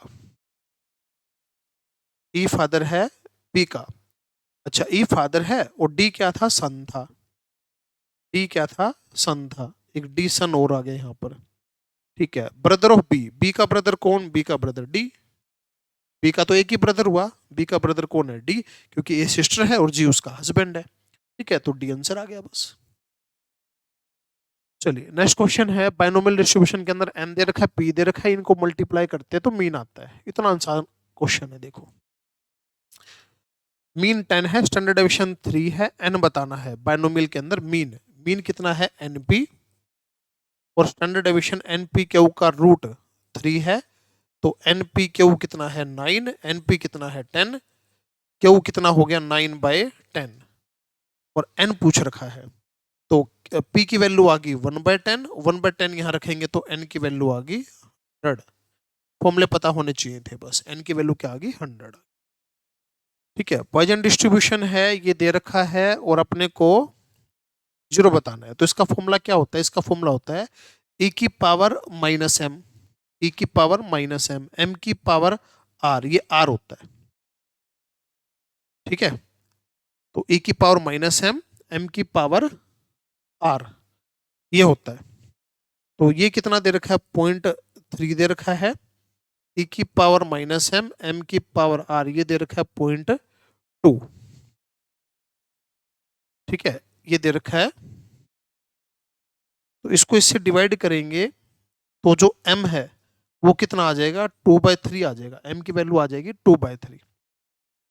ठीक है, m की वैल्यू 2/3 आ जाएगी, तो ये बताना है, तो e की पावर माइनस एम, एम की पावर r, तो e की पावर माइनस 2/3, m की पावर r, r कितना 0, तो आंसर आ जाएगा e की पावर माइनस 2/3, e की पावर माइनस 2/3, तो e की पावर माइनस 2/3 कौन सा आंसर आएगा भाई, m की वैल्यू 2/3 है, e की पावर माइनस m, तो इसका आंसर 2/3 कहाँ है, ये डी ऑप्शन है, ये डी आंसर आ जाएगा। और साथ में अच्छा m का फैक्टोरियल भी तो होता है ना डिवाइड में, सॉरी e की पावर माइनस एम, m की r, और फॉर्मूला क्या होता है, r का फैक्टोरियल डिवाइड में, e की पावर माइनस एम, m की r डिवाइड बाय r का फैक्टोरियल भी होता है ना साथ में, r का फैक्टोरियल भी होता है, तो यहाँ तो r नहीं है, r का फैक्टोरियल यहाँ पे 2 आएगा, मल्टीप्लाई करेंगे 0.4 आएगा, ये आएगा 4/3, ये आएगा 4/3, तो ये आएगा 4/3, ये आएगा 4/3, इनको मैं दोबारा लिखता हूँ, ये आएगा 4/3, ये आएगा 4/3, ये आंसर आए, क्योंकि फॉर्मूला जो होता है क्या होता है, e की पावर माइनस एम, एम की power r divide by r का फैक्टोरियल, r का फैक्टोरियल भी तो होता है ना। हाँ, तो फिर यहाँ 2 का फैक्टोरियल मल्टीप्लाई कर दिया 2 से 0.4, 0.4 डिवाइड बाय 0.3, 4/3, 4/3 यहाँ पुट कर आपका आंसर आ गया। ठीक है, फॉर्मूला लगाना था ये सिर्फ। चलिए नेक्स्ट है 50, Q1 दे रखा है, Q3 दे रखा है, Q1 दे रखा है, Q3 दे रखा है, नॉर्मल डिस्ट्रीब्यूशन ये दे रखा है, मीडियन बताना है, तो मीडियन होता है Q3 प्लस Q1 बाय में 2, तो 28 और 22 50 डिवाइड बाय 2 25। ठीक है, सिंपल फॉर्मूला है। ठीक है, चलिए mister X Y Z investing certain amount at the end of each month, suppose 12% per annum compound monthly है, future annuity after 10th payment 50,000, amount invested by mister Y in each month will be. अच्छा, 10वीं payment के बाद उसको 50,000 रुपये चाहिए है और 1.1 की पावर 10 दे रखी है, तो 50,000 रुपये उसको अगर चाहिए हैं तो फॉर्मूला रहेगा एन्युटी वाला, तो 1.1 क्योंकि मंथली है, पेमेंट कितनी है 10 माइनस 1 डिवाइड बाय 0.1, ये फॉर्मूला लग जाएगा अमाउंट वाला। तो ये वैल्यू तो आपको क्वेश्चन में दे रखी है, तो इसमें से क्या करना है आपको, ये वैल्यू ही पुट कर दो, 1.104622 माइनस का 1 डिवाइड 0.1 डिवाइड 50,000। ठीक है, और 1.01 1 1.01 ये पावर 10 है, अच्छा रेट भी 0.01 आएगा। तो इसको डिवाइड अगर हम कर रहे हैं तो आपका आंसर आ रहा है 4779, ये आंसर आ रहा है 4779, आपका ये आंसर आ रहा है। ठीक है, तो इस तरीके से आपको ये सिंपल फॉर्मूला लगा के करना था। अभी कह रहा है 8 साल में पैसा डबल हो गया, वो 4 गुना कितने सालों में होएगा, और सिंपल इंटरेस्ट से बात कर रहे हैं, सिंपल इंटरेस्ट से। ये देखो 100 रुपए थे, 200 हो गए कितने सालों में, 8 सालों में, यानी कि 8 सालों में कितने बढ़े, 100 बढ़े। ठीक है, तो अपने को कितने करने हैं, 4 गुना करने हैं, 4 गुना, तो 100 की कितने करने हैं, डबल हुए ना, 4 गुना करने हैं, तो कितने बढ़ाने, 300, तो 300 बढ़ाने तो कितने साल लगेंगे बेटा, 24 साल लगेंगे। 300 बढ़ाने तो कितने साल लगेंगे, 24 साल लगेंगे, क्योंकि 100 तो बढ़े 8 साल में, 200 बढ़ेंगे 16 साल में, 300 बढ़ेंगे 24 साल में। ठीक है, चलिए कंपाउंड इंटरेस्ट से इन्वेस्ट कर रहे हैं, 4 साल में ट्रिपल हो रहे हैं, तो अपने को रेट ऑफ इंटरेस्ट बताना है, 4 साल में ट्रिपल हो रहे हैं, तो जो अमाउंट का फॉर्मूला है, ये जो फॉर्मूला है, ठीक है, 4 साल में ट्रिपल हो रहे हैं, यानी कि 3p हो गए। रेट अपने को पता नहीं है, 1+r/100, और पावर कितनी, एनुअल रेट 4 साल में। ठीक है, तो ये कट गया 3, तो 3 की पावर 1/4 और 1+r/100, तो ये पावर तो दे ही रखी है, तो इसमें से 1 माइनस करके 100 से मल्टीप्लाई करना है, ये आंसर आ गया 31.6। ये वैल्यू तो क्वेश्चन में दे ही रखी है, सोल्व करने की जरूरत ही नहीं पड़ी ना, इजी क्वेश्चन है। नेक्स्ट है, बी प्रोवाइड लोन 15% है कंपाउंड इंटरेस्ट से, और 3200 बोरो के 2 साल के लिए, और कितना इंटरेस्ट उसको जो है देना पड़ेगा। कंपाउंड इंटरेस्ट है 3200, 2 साल के लिए कितना इंटरेस्ट देना पड़ेगा, तो 3200 1.15 की पावर 2 माइनस 3200, ऐसे इंटरेस्ट निकल जाएगा, बस अमाउंट का फॉर्मूला लगाया, तो इसको सोल्व करो। 1.15 का स्केयर है पहले, तो 1.15 का स्केयर मल्टीप्लाई 3200 माइनस 3200, ये बना 1032, बिल्कुल सीधा सीधा आंसर आ गया, कितने आसान क्वेश्चन है। ठीक है, सीधा सीधा आपका कंपाउंड इंटरेस्ट आ गया। नेक्स्ट है 54 हुआ था क्या, ये 54 हो गया। क्वेश्चन नंबर 55 है, ये रीजनिंग का क्वेश्चन हो गया। ABC start walking down a road in the evening while facing the sun. Evening में सन को फेस करते हुए जा रहा है वो, इवनिंग में सन कहाँ होएगा, वेस्ट में, तो वेस्ट में जा रहा है वो। After walking for a distance he turn to the left, इसके बाद उसने लेफ्ट टर्न किया, यहाँ से लेफ्ट टर्न किया, ठीक है, and turn to his right, यहाँ लेफ्ट हो गया, इसके बाद उसने क्या, राइट टर्न किया, तो कौन सी डायरेक्शन में है वो, कौन सी डायरेक्शन में वो, वेस्ट में, उसकी डायरेक्शन कौन सी है, वेस्ट, वेस्ट डायरेक्शन के अंदर वो भी है। ठीक है, वेस्ट डायरेक्शन में वो भी, उसका जो फेस है वेस्ट डायरेक्शन में है। ठीक है, दोबारा देख लो एक बार। Start walking down a road in the evening while facing the sun, sun को फेस करके चल रहा है, सन कहाँ है, वेस्ट में है, तो वेस्ट में जा रहा है। ठीक है, आफ्टर वॉकिंग डिस्टेंस, एक डिस्टेंस जाने के बाद वहां से लेफ्ट टर्न किया, इधर था, लेफ्ट टर्न कर लिया, लेफ्ट कर लिया, लेफ्ट करने के बाद then turn right, his right, फिर उसने राइट टर्न कर लिया, उसका फेस कहाँ है, उसका फेस वेस्ट में है, उसका फेस कहाँ है, वेस्ट में, तो क्वेश्चन का आंसर क्या बनेगा भाई, इसका वेस्ट बनेगा आपका, इस क्वेश्चन का आंसर वेस्ट बनेगा। चलिए नेक्स्ट क्वेश्चन है, which of the following is odd one, इनमें से अलग कौन सा है, इनके पैटर्न देखो सभी के, और पैटर्न के हिसाब से अपने को बताना पड़ेगा। तो इनके नंबर देख लो कैसे है, जैसे CEHL ABCDE, ठीक है, FH, ये होता है ना, जैसे ABC, ठीक है, DE, EFGH, अच्छा H हो गया 10वें पे, FGH, IJK, IJK, आई जे के, मतलब पहले 2 छोड़ रखे हैं। अच्छा, ऐसे नहीं, देखो क्या क्या बने, A B C D E F I J K L. ठीक है, तो सी तो 3 पे, ई 5 पे, A B C D E F. अच्छा, एक second, F G H I J K L. ठीक है, तो 5 पे हो गया, 1 2 3 4 5 6 7 8, फिर 8 पे हो गया। ठीक है, 8 9 10 11 12, पहले दो छोड़े, फिर 3। ठीक है, फिर हो गए 4 4 8 और 4 12। ठीक है, तो पहले 2 छोड़ रखे हैं, फिर 3, फिर 4, ऐसे छोड़ रखे हैं।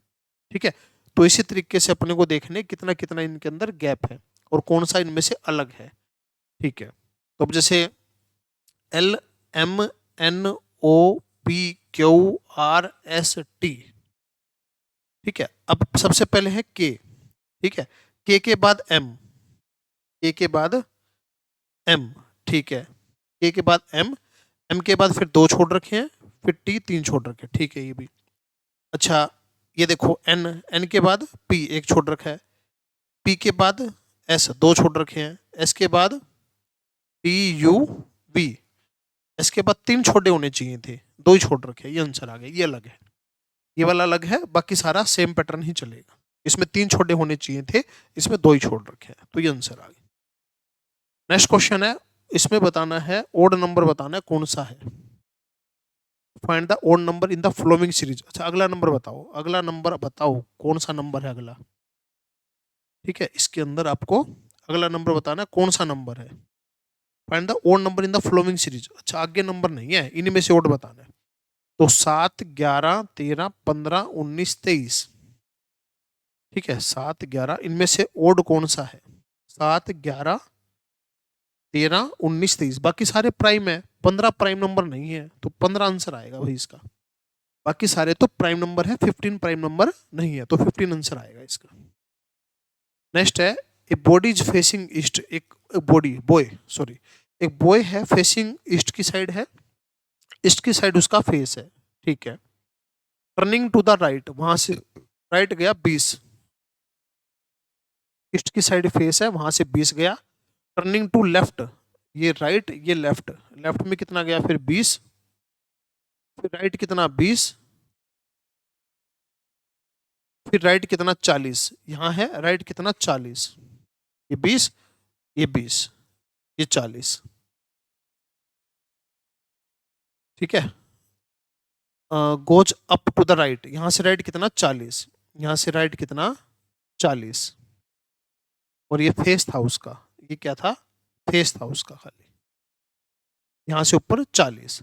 इन विच डायरेक्शन फ्रॉम ओरिजिनल, यहाँ से चला था, तो ओरिजिनल से कौन सी डायरेक्शन में है, वेस्ट में है। ओरिजिनल से कौन सी डायरेक्शन पे है, वेस्ट में है, पहले इधर था अब इधर आ गया, वेस्ट में है अभी। ठीक है, चलिए अब इसमें दे रखा है आगे नेक्स्ट क्वेश्चन, एक्स दे रखा है, वाई दे रखा है, मोड एक्स का दे रखा है, वाई का बताना है। तो मोड में तो सीधा ही पुट कर दो, एक्स का मोड 15 दूनी 30 माइनस 3y माइनस का 3, तो ये हो गया 27, वाई की वैल्यू आ गई 9। ठीक है, मोड में तो सीधा ही पुट करना होता है। अच्छा, अब दे रखा है रिलेशनशिप दे रखा है एक्स और वाई में, रेंज दे रखी है एक्स की, वाई की निकालने है। रेंज में तो खाली कोफिशिएंट देखते हैं भाई, रेंज में खाली क्या देखते हैं, कोफिशिएंट 5/3। ठीक है, 5/3 करेंगे तो 40 आंसर आ जाएगा। खाली हम कोफिशिएंट देखते हैं एक्स का, बाकी चीजें प्लस माइनस नहीं देखते हैं। मीन दे रखा है 5 नंबरों का 125, एक्स की वैल्यू बतानी है। इन 5 नंबरों का मीन कितना आएगा, एक्स को 5 बार ऐड करेंगे 5x, प्लस में 9 7 16 5 21 4 25। ठीक है, 5 नंबरों का मीन 125 है, तो ये आ जाएगा x प्लस में 5 125, तो x की वैल्यू कितनी आ गई 120 वैल्यू आ जाएगी x की। ठीक है, बिल्कुल इजी जी क्वेश्चन है। 2 सैंपल साइज है ये और ये, मीन इतने हैं, स्टैंडर्ड डेविएशन ये है, standard deviation combined sample size का बताना है। ठीक है, तो इसका फॉर्मूला क्या होता है, इसका फॉर्मूला होता है n1 स्टैंडर्ड डेविएशन 1 का स्क्वायर n2 स्टैंडर्ड डेविएशन 2 का स्क्वायर, n1 d1 का स्क्वायर, n2 d2 का स्क्वायर डिवाइड n1 प्लस में n2 और इसका स्क्वायर रूट। ये फॉर्मूला होता है कंबाइंड स्टैंडर्ड डेविएशन का। अब देखो तो n कितना है 30, स्टैंडर्ड डेविएशन 5, 5 का स्क्वायर 25, n2 20, स्टैंडर्ड डेविएशन 6, 36, 6 का स्क्वायर। अब होता है कंबाइंड में निकालना है। कंबाइंड में 30 मल्टीप्लाई 55, 30 मल्टीप्लाई 55 1650, ठीक है। 20 मल्टीप्लाई 1200 डिवाइड में 50, तो ये आ गया 2850 डिवाइड में 50, ठीक है।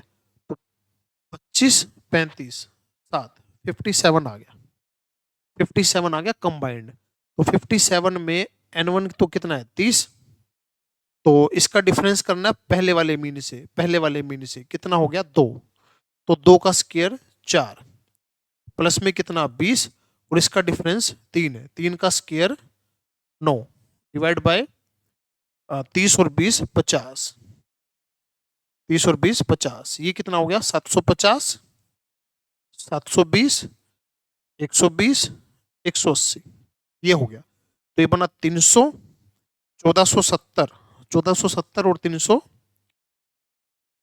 1770 डिवाइड बाय 50 और इसका रूट 177 डिवाइड बाय 5 और इसका रूट 177, 177 डिवाइड बाय 5 और इसका रूट 5.949, तो 5.95 ये आंसर आ गया। तो खाली फॉर्मूला पता होना चाहिए था कंबाइंड स्टैंडर्ड डेविएशन का, उसके बाद तो बिल्कुल इजी क्वेश्चन था, ये हमने पूरा सोल्व किया। चलिए नेक्स्ट क्वेश्चन है क्वेश्चन नंबर 63।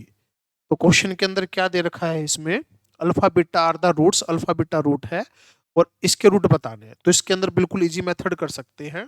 देखो इसका रूट क्या था, एक्स था, अल्फा और बीटा, तो एक्स अल्फा का इक्वल था, 1 बाय अल्फा बताना है, ठीक है 1 बाय अल्फा, तो अल्फा इक्वल टू क्या हो गया 1 बाय एक्स। इसको बोलते हैं ट्रांसफॉर्मेशन ऑफ इक्वेशन, ऐसे भी कर सकते हैं इसको।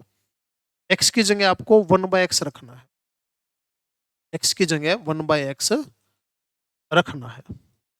तो ये बना 2 by X square minus 3 by X plus में 1, एलसीएम लेंगे तो 2 माइनस 3x प्लस में एक्स स्क्वायर, ये आपका आंसर आ जाएगा, X square minus 3x plus 2 answer आ गया, ठीक है। ट्रांसफॉर्मेशन ऑफ इक्वेशन, भाई इसके रूट अल्फा बीटा हमने मान लिए, तो रूट एक्स के इक्वल है, एक्स इक्वल टू अल्फा है, इसके 1 बाय अल्फा है, तो 1 by equal to 1 by alpha equal to x, alpha equal to 1 by x.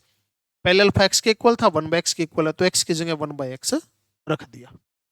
चलिए नेक्स्ट क्वेश्चन है, इंडिया के अंदर एग्जाम कंडक्ट हुआ 2 सेशन के अंदर, फर्स्ट सेशन में इतने बच्चे और रेशो है बॉयज टू गर्ल्स की इतनी, 50 न्यू गर्ल्स एडमिट होगी सेकंड सेशन के अंदर, how many new boys must be admitted. देखो 455 है, इसको डिवाइड कर दो 8 और 5 में, 8 और 5 13, ठीक है। तो 8 और 5 में डिवाइड करेंगे तो 13 से ये गया, 13 तिया 39, 65, 13 पंजे 65, ठीक है। तो 175, तो ये आगे बॉयज, 175 तो आगे गर्ल्स, और 8 तिया 24, 280, 280 आगे बॉयज और 175 आगे गर्ल्स। तो 50 न्यू गर्ल्स, 50 न्यू गर्ल्स आ गई, तो कितनी गर्ल्स होगी 225, ठीक है। और ये कितने हैं 280 है। तो कहता है हाउ मेनी बॉयज, बॉयज कितने आए, एक्स बॉयज अगर आए तो उनकी रेशो 3:4 हो जाएगी। कितनी रेशो हो जाएगी 3:4 हो जाएगी गर्ल्स टू बॉयज की, गर्ल्स टू बॉयज। तो गर्ल्स तो 225, बॉयज 280 प्लस एक्स, रेशो होनी चाहिए 3:4 की। तो x से कट गया 75 पे, 75 मल्टीप्लाई 4 300, तो x plus 280 equal to 300, x की वैल्यू कितनी 20, 20 आंसर आ जाए। तो इस क्वेश्चन का आंसर क्या आ जाएगा 20 आंसर आ जाए, ठीक है। तो थोड़ा सा ध्यान से करना है, इस तरीके से आपको ये क्वेश्चन करना है। नेक्स्ट क्वेश्चन है 3x मल्टीप्लाई, ये दे रखा है 3x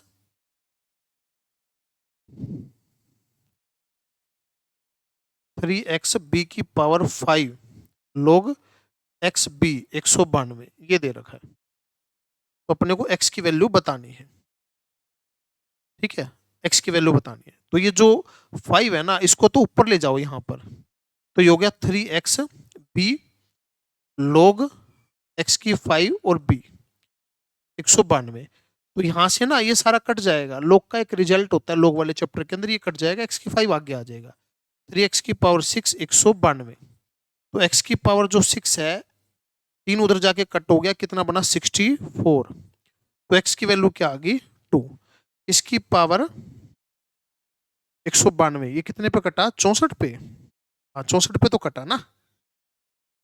x की पावर ये 5 हो गया, ये आगे आ गया, 3x की 6 हो गया, ये कटा कितने पे 64 पे, किसकी पावर 6 64 होती है 2 की, तो इसका आंसर क्या आएगा 2 आंसर आएगा भाई इसका आंसर क्या आएगा 2 आंसर आ जाएगा।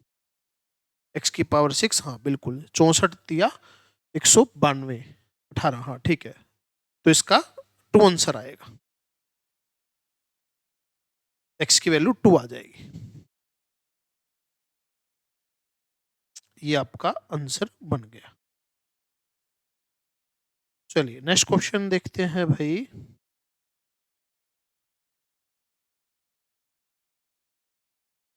देखो नेक्स्ट क्वेश्चन है, क्या बोलते हैं इसके अंदर,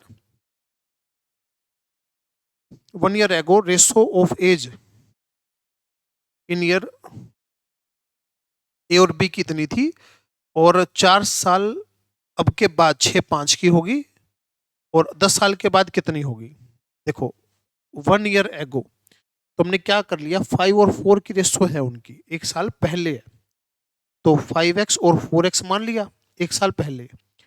अच्छा, the ratio of their age 4 year from now, अब से 4 साल के बाद, यानी कि 5 साल प्लस हो गए, इन दोनों में 5 साल प्लस हो गए, रेशो कितनी है 6 और 5 है, 6 और 5 की रेशो है,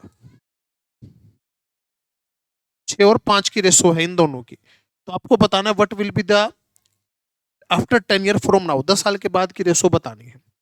तो अगर इनको डिवाइड करें, 5x प्लस में 5, 4x प्लस में 5, 6/5, तो ये सोल्व करें तो 25x प्लस में 25, 24x प्लस में 30, तो x की वैल्यू आ गई 5।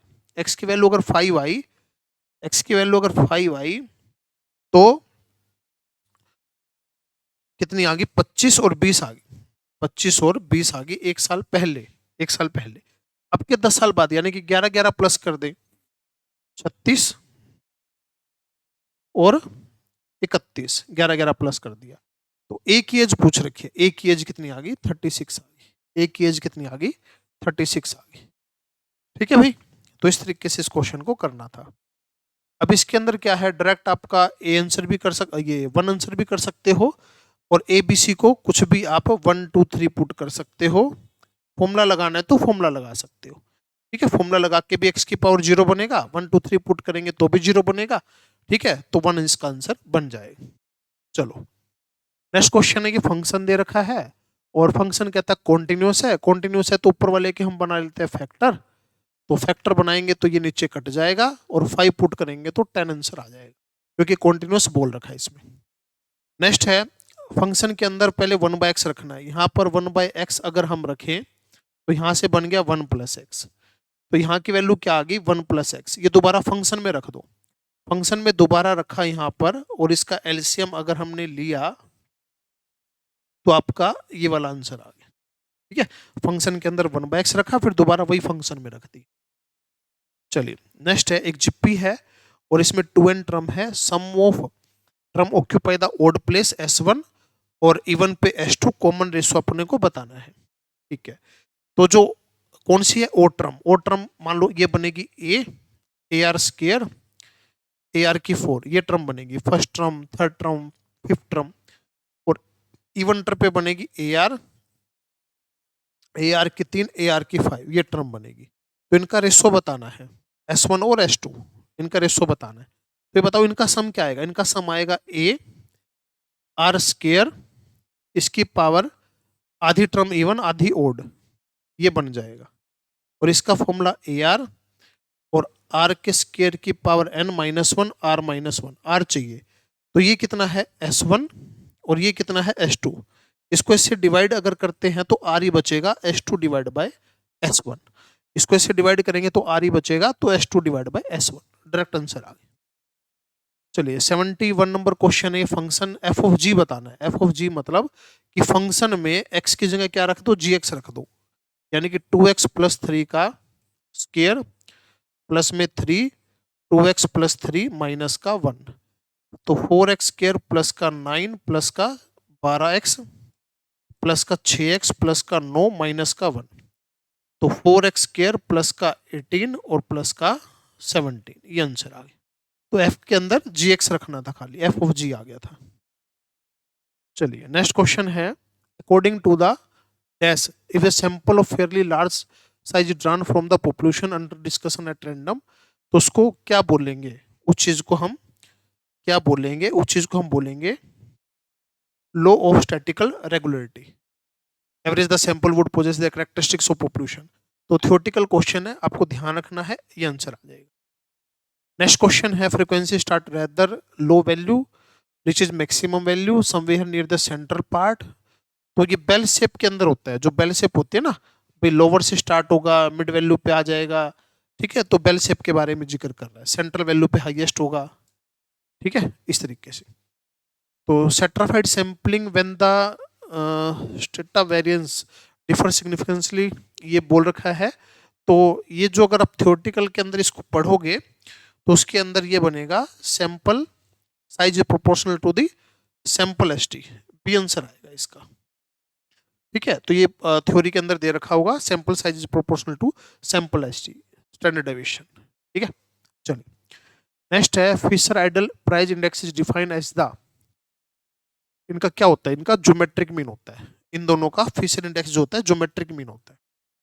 नेक्स्ट है, कोफिशिएंट ऑफ रैंक कोरिलेशन निकालना है, 10 कैंडिडेट है और ये दे रखा है आपको, if the later discovered that difference, बाद में पता चला कि 3 ले लिया, 7 की जगह करेक्ट करके अपने को आंसर बताना है, ठीक है। तो इसका फॉर्मूला क्या होता है, कौन सा, ये coefficient of rank correlation method है, ठीक है। तो ये होता है 2c minus N divide by N और आगे प्लस माइनस, ठीक है, ये होता है, ठीक है। तो नहीं, रैंक कोरिलेशन नहीं, तो कॉन्करेंट वाला हो गया, रैंक वाला। तो रैंक वाले में क्या होता है, रैंक वाले का फॉर्मूला होता है 1 माइनस में summation D square N N minus 1, ये फॉर्मूला होता है। अब ये किसके इक्वल है, ये है 0.5 के इक्वल, नंबर कितने, 10, नंबर कितने, 10। तो यहाँ पे अगर हम 10 रख दें, ये कितना आ जाएगा, 10, ये नीचे होता है एन एन स्क्वायर माइनस 1, ये होता है, ये आ जाएगा 990 आ जाएगा, ये क्या आ जाएगा, 990 आ जाएगा। तो ये उधर चला गया, तो समेशन डी एक्स स्क्वायर आ गया कितना, 0.5 एन एन स्क्वायर माइनस 1 होता है ना, हाँ एन एन स्क्वायर माइनस 1 होता है, 10 पुट करेंगे तो 990 आ जाएगा।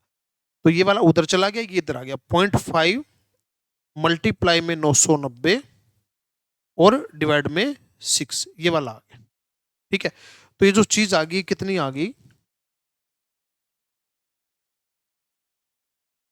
990 डिवाइड 12, 82.5 आ गई। बाद में पता चला कि जो रैंक है ना, डिफरेंस उनका 7 की जगह 3 ले लिया, 7 की जगह 3 ले लिया, टेकन 3, तो 3 का स्क्वायर 9 और ये 49, इनका स्क्वायर ऐड करते हैं, तो इनका स्क्वायर ऐड करते हैं, तो अपन ने 9 ले लिया, लेना कितना था 49, तो 40 और ऐड कर दो, 40 और ऐड कर दो तो 122 आ गया। अब फॉर्मूला लगाओ, 1 माइनस में 6, 122 डिवाइड बाय 990, तो ये देखो कितना बना, 122.5 मल्टीप्लाई 6 डिवाइड बाय 990 माइनस 1, तो ये बना 0.26, ये बना आपका 0.26, हाँ ये आंसर आया भाई, बच्चे ने गलत कर रखा है, 0.26 आंसर आया। तो बस ये फॉर्मूला याद रखना है, उसके हिसाब से आपको लगा देना। चलिए नेक्स्ट है कोफिशिएंट ऑफ कोरिलेशन, ये दे रखा है और ये दोनों दे रखे हैं, कोफिशिएंट ऑफ कोरिलेशन बताना है u एंड v के बीच में। तो कोफिशिएंट ऑफ कोरिलेशन तो सेम होगा, बस इन दोनों के साइन देखने हैं, इन दोनों के साइन अलग अलग हैं, इन दोनों के साइन अलग अलग है तो चेंज हो जाएगा, नहीं तो सेम आएगा, बट इनके साइन अलग अलग बनेंगे। ये तो 2u बनेगा, ये 3v बनेगा, तो साइन अलग अलग है तो क्या हो जाएगा, नेगेटिव हो जाएगा। ये आंसर बन गया। ठीक है, अब इसमें बोलता है कौन से इंडेक्स नंबर के अंदर करंट ईयर की क्वांटिटी यूज होती है। करंट ईयर की क्वांटिटी तो पास से वाले में यूज होती है, करंट ईयर की क्वांटिटी। ठीक है, चलिए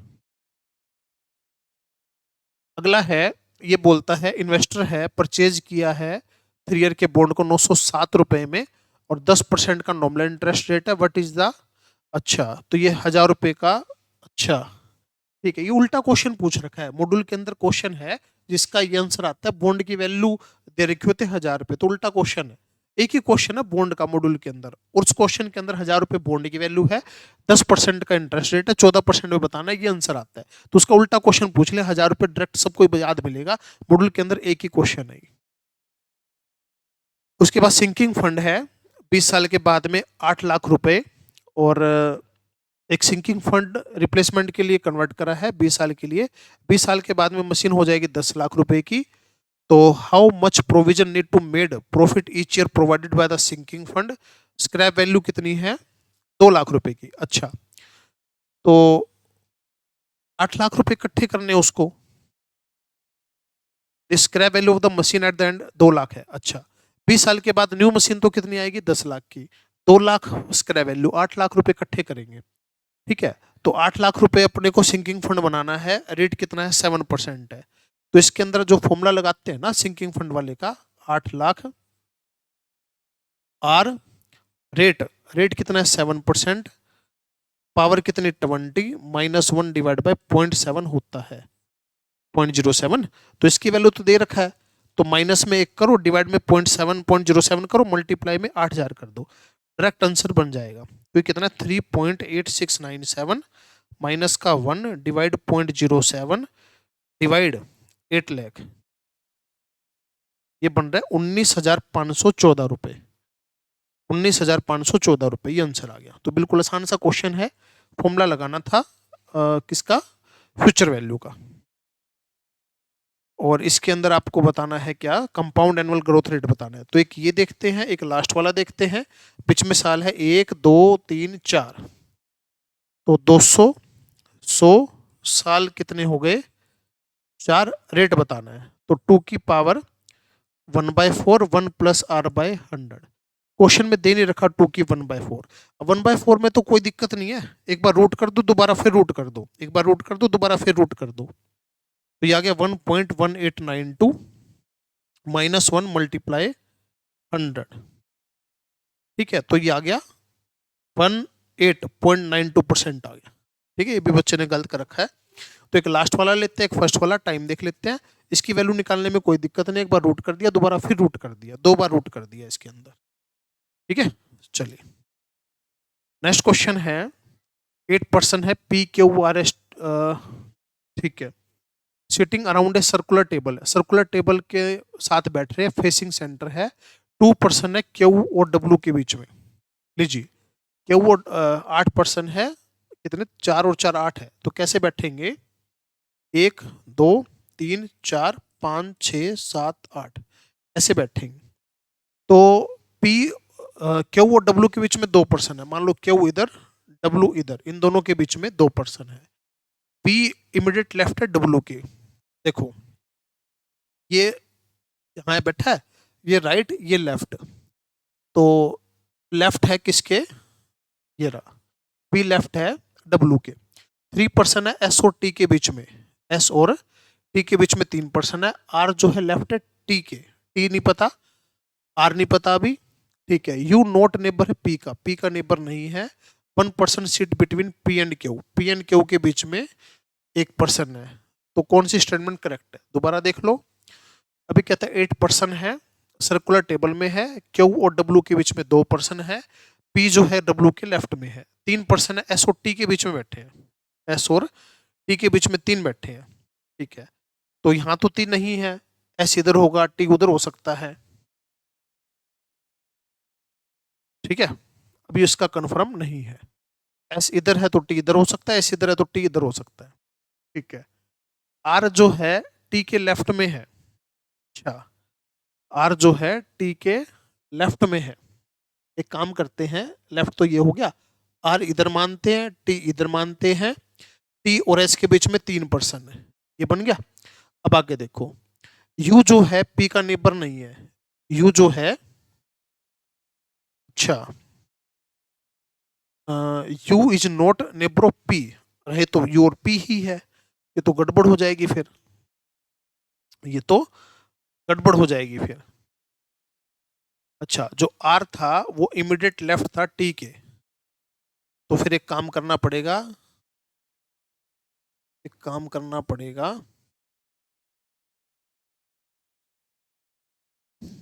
अब देखिए, आर जो है टी के लेफ्ट में है, आर जो है टी के लेफ्ट में है, पी और क्यू के बीच में एक पर्सन है, पी और क्यू के बीच में एक पर्सन है। मान लो पी इधर आ गया, पी और क्यू के बीच में एक पर्सन है, और यू नहीं है उधर, ठीक है। एस और टी के बीच में कितने हैं?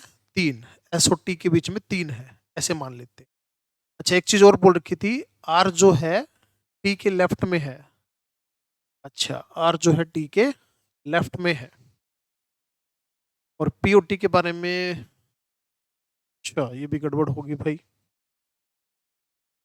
क्वेश्चन में कंफ्यूजन दे रखा है। एक बार दोबारा देखो, जो कंफर्म है, 2% है क्यू और डब्ल्यू के बीच में, बिल्कुल सी, वी लेफ्ट में है।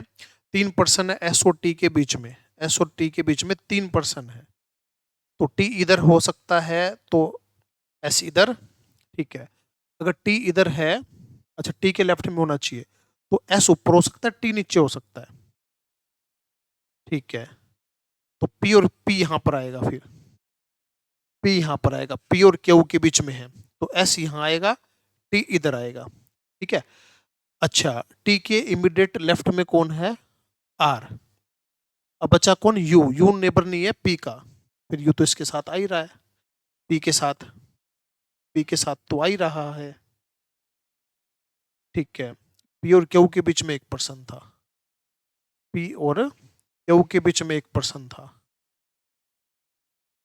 अच्छा, अगर पी को इधर लेते हैं हम, पी को इधर लेते हैं, एस को इधर लेते हैं, टी को इधर लेते हैं। अब देखो, आर जो है लेफ्ट में है इसके, यू जो है पी का नेबर नहीं है, ये बनना चाहिए, अब ये बनना चाहिए।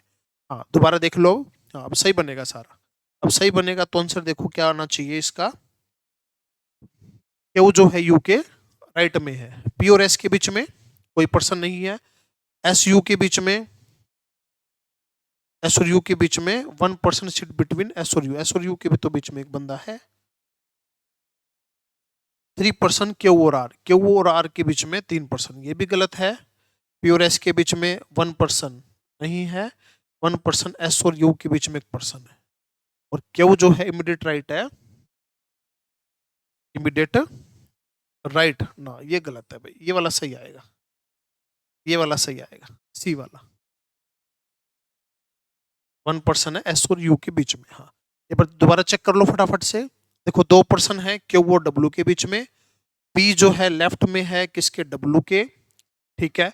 एस और टी के बीच में, एस और टी के बीच में 3% है, आर जो है टी के, आर जो है टी के लेफ्ट में है, यू जो है पी का नेबर नहीं है, पी और क्यू के बीच में 1%। हाँ, ये सी आंसर आएगा भाई इसका, ठीक है। एस और यू के बीच में 1% है, ठीक है। तो थोड़ा सा क्वेश्चन ये है, अटपटा दे रखा था, कोई चीज कंफर्म नहीं हो पा रही थी, थोड़ा सा हमने ध्यान से देखा तो क्वेश्चन ये बन गया, थोड़ा सा क्वेश्चन ये ध्यान से देखा तो ये बन गया,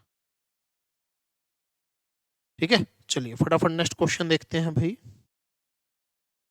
ये बोलता है नेक्स्ट क्वेश्चन, इन ए लाइन, एक लाइन है, ए से 12 फ्रॉम द लेफ्ट, लेफ्ट से 12th पे, लेफ्ट से तो कहाँ पे? 12th पे, लेफ्ट से 12th पे, B 20 from the right, left से 12 पे, राइट से इधर 5 to the left of A, ये कौन है? ए के लेफ्ट में है, 5th लेफ्ट में, 1 2 3 4, ए 1 2 3 4, 5th लेफ्ट में कौन है? बी, और ये 20 पे यहाँ से 20, तो ये 20, 19, 18, 17, 16, 15, तो यहाँ पे कितने 14, तो टोटल कितने हुए 26, टोटल कितने हुए 26। देखो यहाँ से तो 12 पे, इसके 5वें पे, और यहाँ पे फिर 20वें पे, तो अगर ये 20वें पे हुआ, ये 19, 18, 17, 20, 19, 18, 17, 16, ये 15, ये 14, और इधर से कितने पे था 12 पे, टोटल कितने हो गए 26। ये क्वेश्चन पहले भी एग्जाम के अंदर इस टाइप का आया हुआ है। फिर बोलता है 6 फ्रेंड है, ये तो पिछले वाली नहीं, हेक्सागोन टेबल है, हेक्सागन टेबल है, हेक्सागन हो गई ऐसे, हेक्सागन टेबल है, ईच कॉर्नर ठीक है, फेसिंग सेंटर ठीक है, P second to the left of you, P जो है सेकंड लेफ्ट है यू के, ये यू हो गया, ये पी हो गया, सेकंड लेफ्ट है। क्यू नेबर है आर का, आर और एस का, आर और एस का नेबर है क्यू, तो क्यू जो है आर और एस के बीच में है। T second left of S है, एस के सेकंड लेफ्ट में है T, which one of the following opposite to S, S के अपोजिट कौन है, एस के अपोजिट कौन है पी, एस के अपोजिट कौन है पी जो है एस के अपोजिट है। इजी क्वेश्चन था। 5 फ्रेंड है पी के वर S T, row facing north, north को फेस करके बैठे हैं, एस जो है टी और क्यू के बीच में है, एस जो है टी और क्यू के बीच में है, क्यू जो है इमीडिएट लेफ्ट है आर के, पी जो है इमीडिएट लेफ्ट है टी के, पी जो है इमीडिएट लेफ्ट है टी के, एक्सट्रीम लेफ्ट में कौन बैठा है पी, एक्सट्रीम लेफ्ट में कौन बैठा है पी। ठीक है, आसान आसान क्वेश्चन। नेक्स्ट है राधिका इंटरव्यू है और 3 डिफरेंट कंपनी में इंटरव्यू देती है, 5 कैंडिडेट है, दूसरे में 12 है, तीसरे में 15 है। Which of the Radhika would select, Radhika select हो जाए, चाहे 1 में हो जाए, चाहे 2 में हो जाए, चाहे 3 में हो जाए, सिलेक्ट ना हो ऐसा ना हो, सिलेक्ट ना हो ऐसा ना हो। मान लीजिए पहले में भी सिलेक्ट नहीं हुई 4/5, दूसरे में भी सिलेक्ट नहीं हुई 11/12, तीसरे में भी सिलेक्ट नहीं हुई 14/15, किसी में सिलेक्ट नहीं हुई, तो 4 से गया 3 पे, ठीक है, तो 5 थे 15, 225, और ऊपर बना 154, तो 225 माइनस का 154 डिवाइड बाय 225, तो ये बना 71 डिवाइड बाय 225। किसी में भी सिलेक्ट ना हो ऐसा नहीं होना चाहिए।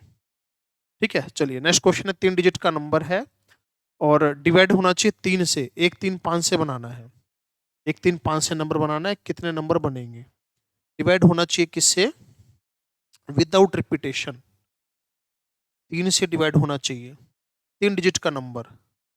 ठीक है, तो 1 3 5 9, अच्छा प्रोबेबिलिटी बतानी है, प्रोबेबिलिटी, तो 3 नंबर बन सकते हैं, 1 3 5, 1 5 3, 3 1 5, 3 नंबर बन सकते हैं। ठीक है, 3 से डिवाइड होने वाले, और find the probability 3 digit number formed the using without repeat, और इनसे कितने नंबर बन सकते हैं, टोटल नंबर तो 3 से डिवाइड होने वाले नंबर बनाने 3 डिजिट के, तो जितने नंबर बनेंगे सारे डिवाइड हो रहे हैं, हाँ प्रोबेबिलिटी कितनी आ गई 1। इन 3 डिजिट के जितने भी नंबर बना रहे हैं ना 3 से डिवाइड होने वाले बिना रिपीट के, तो जितने नंबर बन रहे हैं वो सारे 3 से डिवाइड हो रहे हैं, तो इसकी प्रोबेबिलिटी कितनी आ गई 1 प्रोबेबिलिटी आ गई इसकी। चलिए क्वेश्चन नंबर 88 है, प्रॉब्लम सोल्व होने की इतनी है, सोल्व ना होने की इतनी है, बोथ ट्राई करते हैं प्रॉब्लम सोल्व हो जाए, यानी कि सोल्व ना हो ऐसा नहीं होना चाहिए। तो पहले वाले की सोल्व नहीं हुई 7 डिवाइड बाय 12, दूसरे वाले की सोल्व नहीं हुई 9 डिवाइड बाय 15। ठीक है, तो 3 से गया 3 पे, 3 से गया 4 पे, 3 से गया 5 पे, तो 20 20 माइनस 7 13/20। ठीक है, ये आंसर आ गया। अगर इसको हम कट करते हैं तो 13/20 ही आंसर आएगा, 1 में से प्रॉब्लम सोल्व ना होने की प्रोबेबिलिटी माइनस कर दी। चलिए नेक्स्ट क्वेश्चन है, वैल्यू जो है 30 लाख है, 1 साल में डिपॉजिट करा, 16% इंटरेस्ट है, कंपाउंड क्वार्टरली, कंपाउंड इंटरेस्ट बताना है, तो 30 लाख का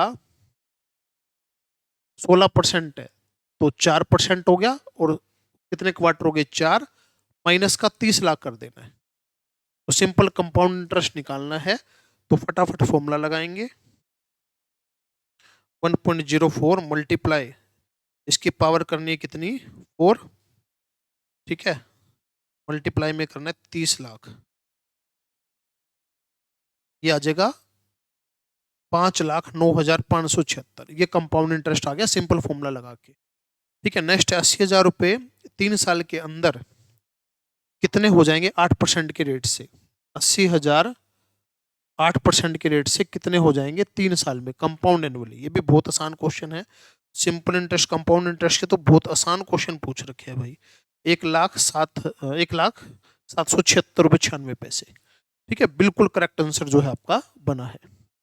चलिए 10 क्वेश्चन हो रहे हैं, फटाफट कर लीजिए। कॉमन रीजन बताना है किसका आएगा कि नहीं आएगा, बाउंडेड अनबाउंडेड क्या आएगा ये बताना है इसका। ठीक है, तो सबसे पहले फटाफट टेबल बना लेते हैं। तो इसकी टेबल क्या बनेगी, इसकी टेबल क्या बनेगी 0,8,4,0, इसकी 12,0,0,12। ठीक है, इसकी बनेगी 0,17, ठीक है, इसकी 0 और ये 34/3। ठीक है, अगर हम बनाए इस तरीके से तो सबसे पहले तो आप कितने कितने के बना लो, 4-4 के गैप में बना लो, 4-4 के गैप में, 1 2 3 4, 1 2 3 4, तो 0,4, 4-4 के गैप में एक तो ये लाइन बन गई भाई इस वाली, तो 12-12 यानी कि 3-3 के जोड़े ले लो, 3-3 के, एक लाइन ये वाली बन गई। ठीक है, अब 4-4 के गैप में इसको उठाओगे, एक तो बना 17, 17 0 यानी कि यहाँ पर कहीं हो गया, एक हो गया, ये हो गया 11 पॉइंट समथिंग, 11 पॉइंट समथिंग यानी कि 12 से एक थोड़ा सा इधर, एक ये बन गया। ठीक है, तो एरिया कैसे है, इसका तो ज्यादा है बाहर, इसका भी ज्यादा है, इसका भी ज्यादा है और इसका कम है, तो ये वाला एक कॉमन एरिया बनेगा। तो इसका आ गया फिजिबल बाउंडेड, भाई बाउंडेड एरिया बनेगा और फिजिबल बनेगा। ठीक है, तो ये आंसर आ गया। तो बस इसको थोड़ा सा तरीके से बना के देखेंगे तो ये आपका आंसर बन जाएगा। चलिए नेक्स्ट प्रेजेंट वैल्यू बतानी है 90,000 की 13 साल के अंदर, और ये फॉर्मूला है प्रेजेंट वैल्यू ऑफ एन्युटी। तो इसमें फटाफट फॉर्मूला लगाएंगे, और कंपाउंड एनुअली है, कंपाउंड एनुअली है। तो ये देखो 90,000 की प्रेजेंट वैल्यू बतानी है, 90,000 की 1 माइनस में 1.5% है ना, 1.055 की पावर -13 डिवाइड बाय 0.055। तो बट यहाँ तो 0.5 दे रखा है भाई, 0.5 तो नहीं दिया होना चाहिए, यहाँ पे गड़बड़ दे रखी है इसने। तो कोई ना, आप अपने मेथड से कर लो। 1.055 इसकी पावर 13, इसकी पावर 13, वैल्यू तो सही दे रखी है, लिखा गलत रखा है, वैल्यू तो सही है, इतनी आ रही है वैल्यू तो, माइनस का 1 डिवाइड 0.055 मल्टीप्लाई 90,000। तो ये आंसर तो नहीं बन रहा भाई,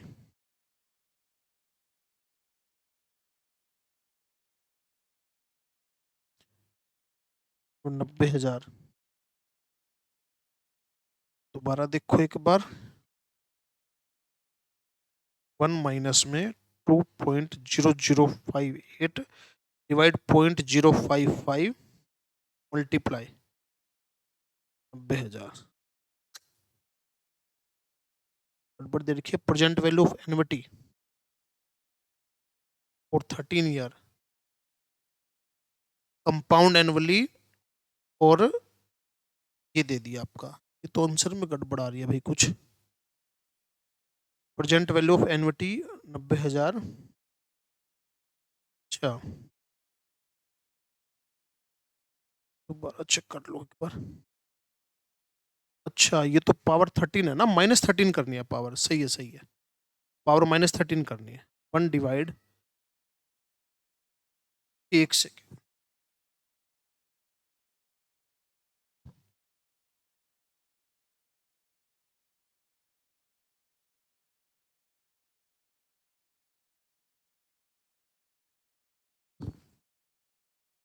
पावर जो है,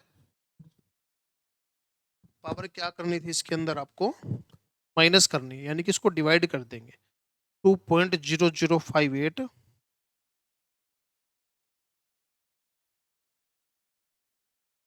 2.0058 डिवाइड इक्वल -1 डिवाइड 0.055। हाँ ठीक है, ये आंसर आ गया। पावर नेगेटिव करनी थी ना। हाँ, पावर क्या करनी थी, नेगेटिव करनी थी। सही है, बिल्कुल सही। चलिए नेक्स्ट क्वेश्चन है, सर्टेन कोड लैंग्वेज पेंट दे रखा है इससे, एक्सेप्ट दे रखा है इससे, और ये बताना है किससे। ठीक है, तो पी तो है 7 पे, ए है 4 पे, टी जो है 8 पे, आई जो है 1 पे, ई जो है 9 पे, तो 7 4 8 1 9। हाँ, ये आंसर बन गया। ठीक है, तो कोडिंग डिकोडिंग का क्वेश्चन था, सिंपल क्वेश्चन था। नेक्स्ट है, नेक्स्ट टर्म बताना है, 1 7, तो यहाँ पे 6 का डिफरेंस, फिर 10 का, फिर हो गया कितने का, 14 का, फिर हो गया 18 का, फिर हो गया 22 का, फिर आएगा 26 का। 97 आंसर आ गया। डिफरेंस का डिफरेंस सेम है। इवेल्युएट करना है, तो इसको इंटीग्रेशन करेंगे, x की 3/3 माइनस एक्स की 4/4, तो 0 पुट करके तो 0 ही आ जाएगा, 1 पुट करके 2/3 minus 1/4, LCM 12, 8 minus 3, answer is 1/12। 12 4 दूनी 8, तो 1/12 आना चाहिए भाई, 1 से 0 पे दे रखा है। एक बार दोबारा देख लो, 1 नहीं 5, 8 में से 3 गया 5, तो 5/12 आंसर आएगा, 5/12 आंसर आएगा। ठीक है, इंटीग्रेशन करके अपर लिमिट माइनस में लोअर लिमिट। नेक्स्ट है, मंकी को लिख रखा है इससे, इसको बताना किससे लिखेंगे, मंकी। अच्छा, मंकी, एक प्लस एक माइनस, एम एन ओ, एक प्लस एक माइनस, एक प्लस एक माइनस, एक प्लस एक माइनस है, तो सबसे पहले तो है एक प्लस, तो पी के बाद आएगा क्यू। ठीक है, S T you, Q T, Z के बाद ए, जेड से पहले वाई, ये आंसर आ गया। एक कम एक ज्यादा, एक कम एक ज्यादा। ठीक है, ये आंसर आ गया। नेक्स्ट है, इसके अंदर आपको बोल रखा है मीडियन इतना है, हर एक ऑब्जर्वेशन 7 से बढ़ा दी, तो न्यू मीडियन कितना होगा, ये भी 7 से बढ़ा देंगे, सीधा सीधा फर्क पड़ेगा। ठीक है, अर्थमेटिक मीन है 2 नंबर का 64, हार्मोनिक 16 है, ज्योमेट्रिक मीन बताना है, तो ज्योमेट्रिक मीन का स्केयर होता है AM मल्टीप्लाई HM के। तो geometric mean, arithmetic mean they रखा है 64, ये दे रखा है 4, 256 का रूट हो गया 16, इसका आंसर कितना आ जाएगा, 16। ठीक है, ज्योमेट्रिक मीन जो होता है AM और इन, तो ये कितना 16 है, अच्छा अच्छा 16 है भाई, ये कितना है 16, इनका रूट करना है, तो इसका रूट 8, इसका रूट 4, 32 आंसर आ गया। इसका रूट 8, इसका 4, 32 आंसर आ गया। मीन 21 है, मीडियन इतना है, मोड बताना है, तो मोड होता है 3 मीडियन माइनस का 2 मीन, तो 75 माइनस 42, 33 आंसर आ गया। ठीक है, 33 आंसर आ गया। चलिए लास्ट क्वेश्चन है, कोफिशिएंट ऑफ क्वार्टल डिवीजन, यानी कि Q3 माइनस Q1। ठीक है, coefficient of quartile division Q3 minus Q1, Q3 plus Q1 multiply 100, ये होता है। अब पहले तो नंबर लिखो, 11, 22, 33, 55, 65, 88 और 98। ठीक है, नंबर कितने, 2 4 और 3, 7 है, तो 7 नंबर है, तो अपने को क्या करना होता है, 7+1/4, 7+1/4, 8/4, एक तो दूसरा नंबर और एक छठा नंबर, 3 3 6, छठा नंबर,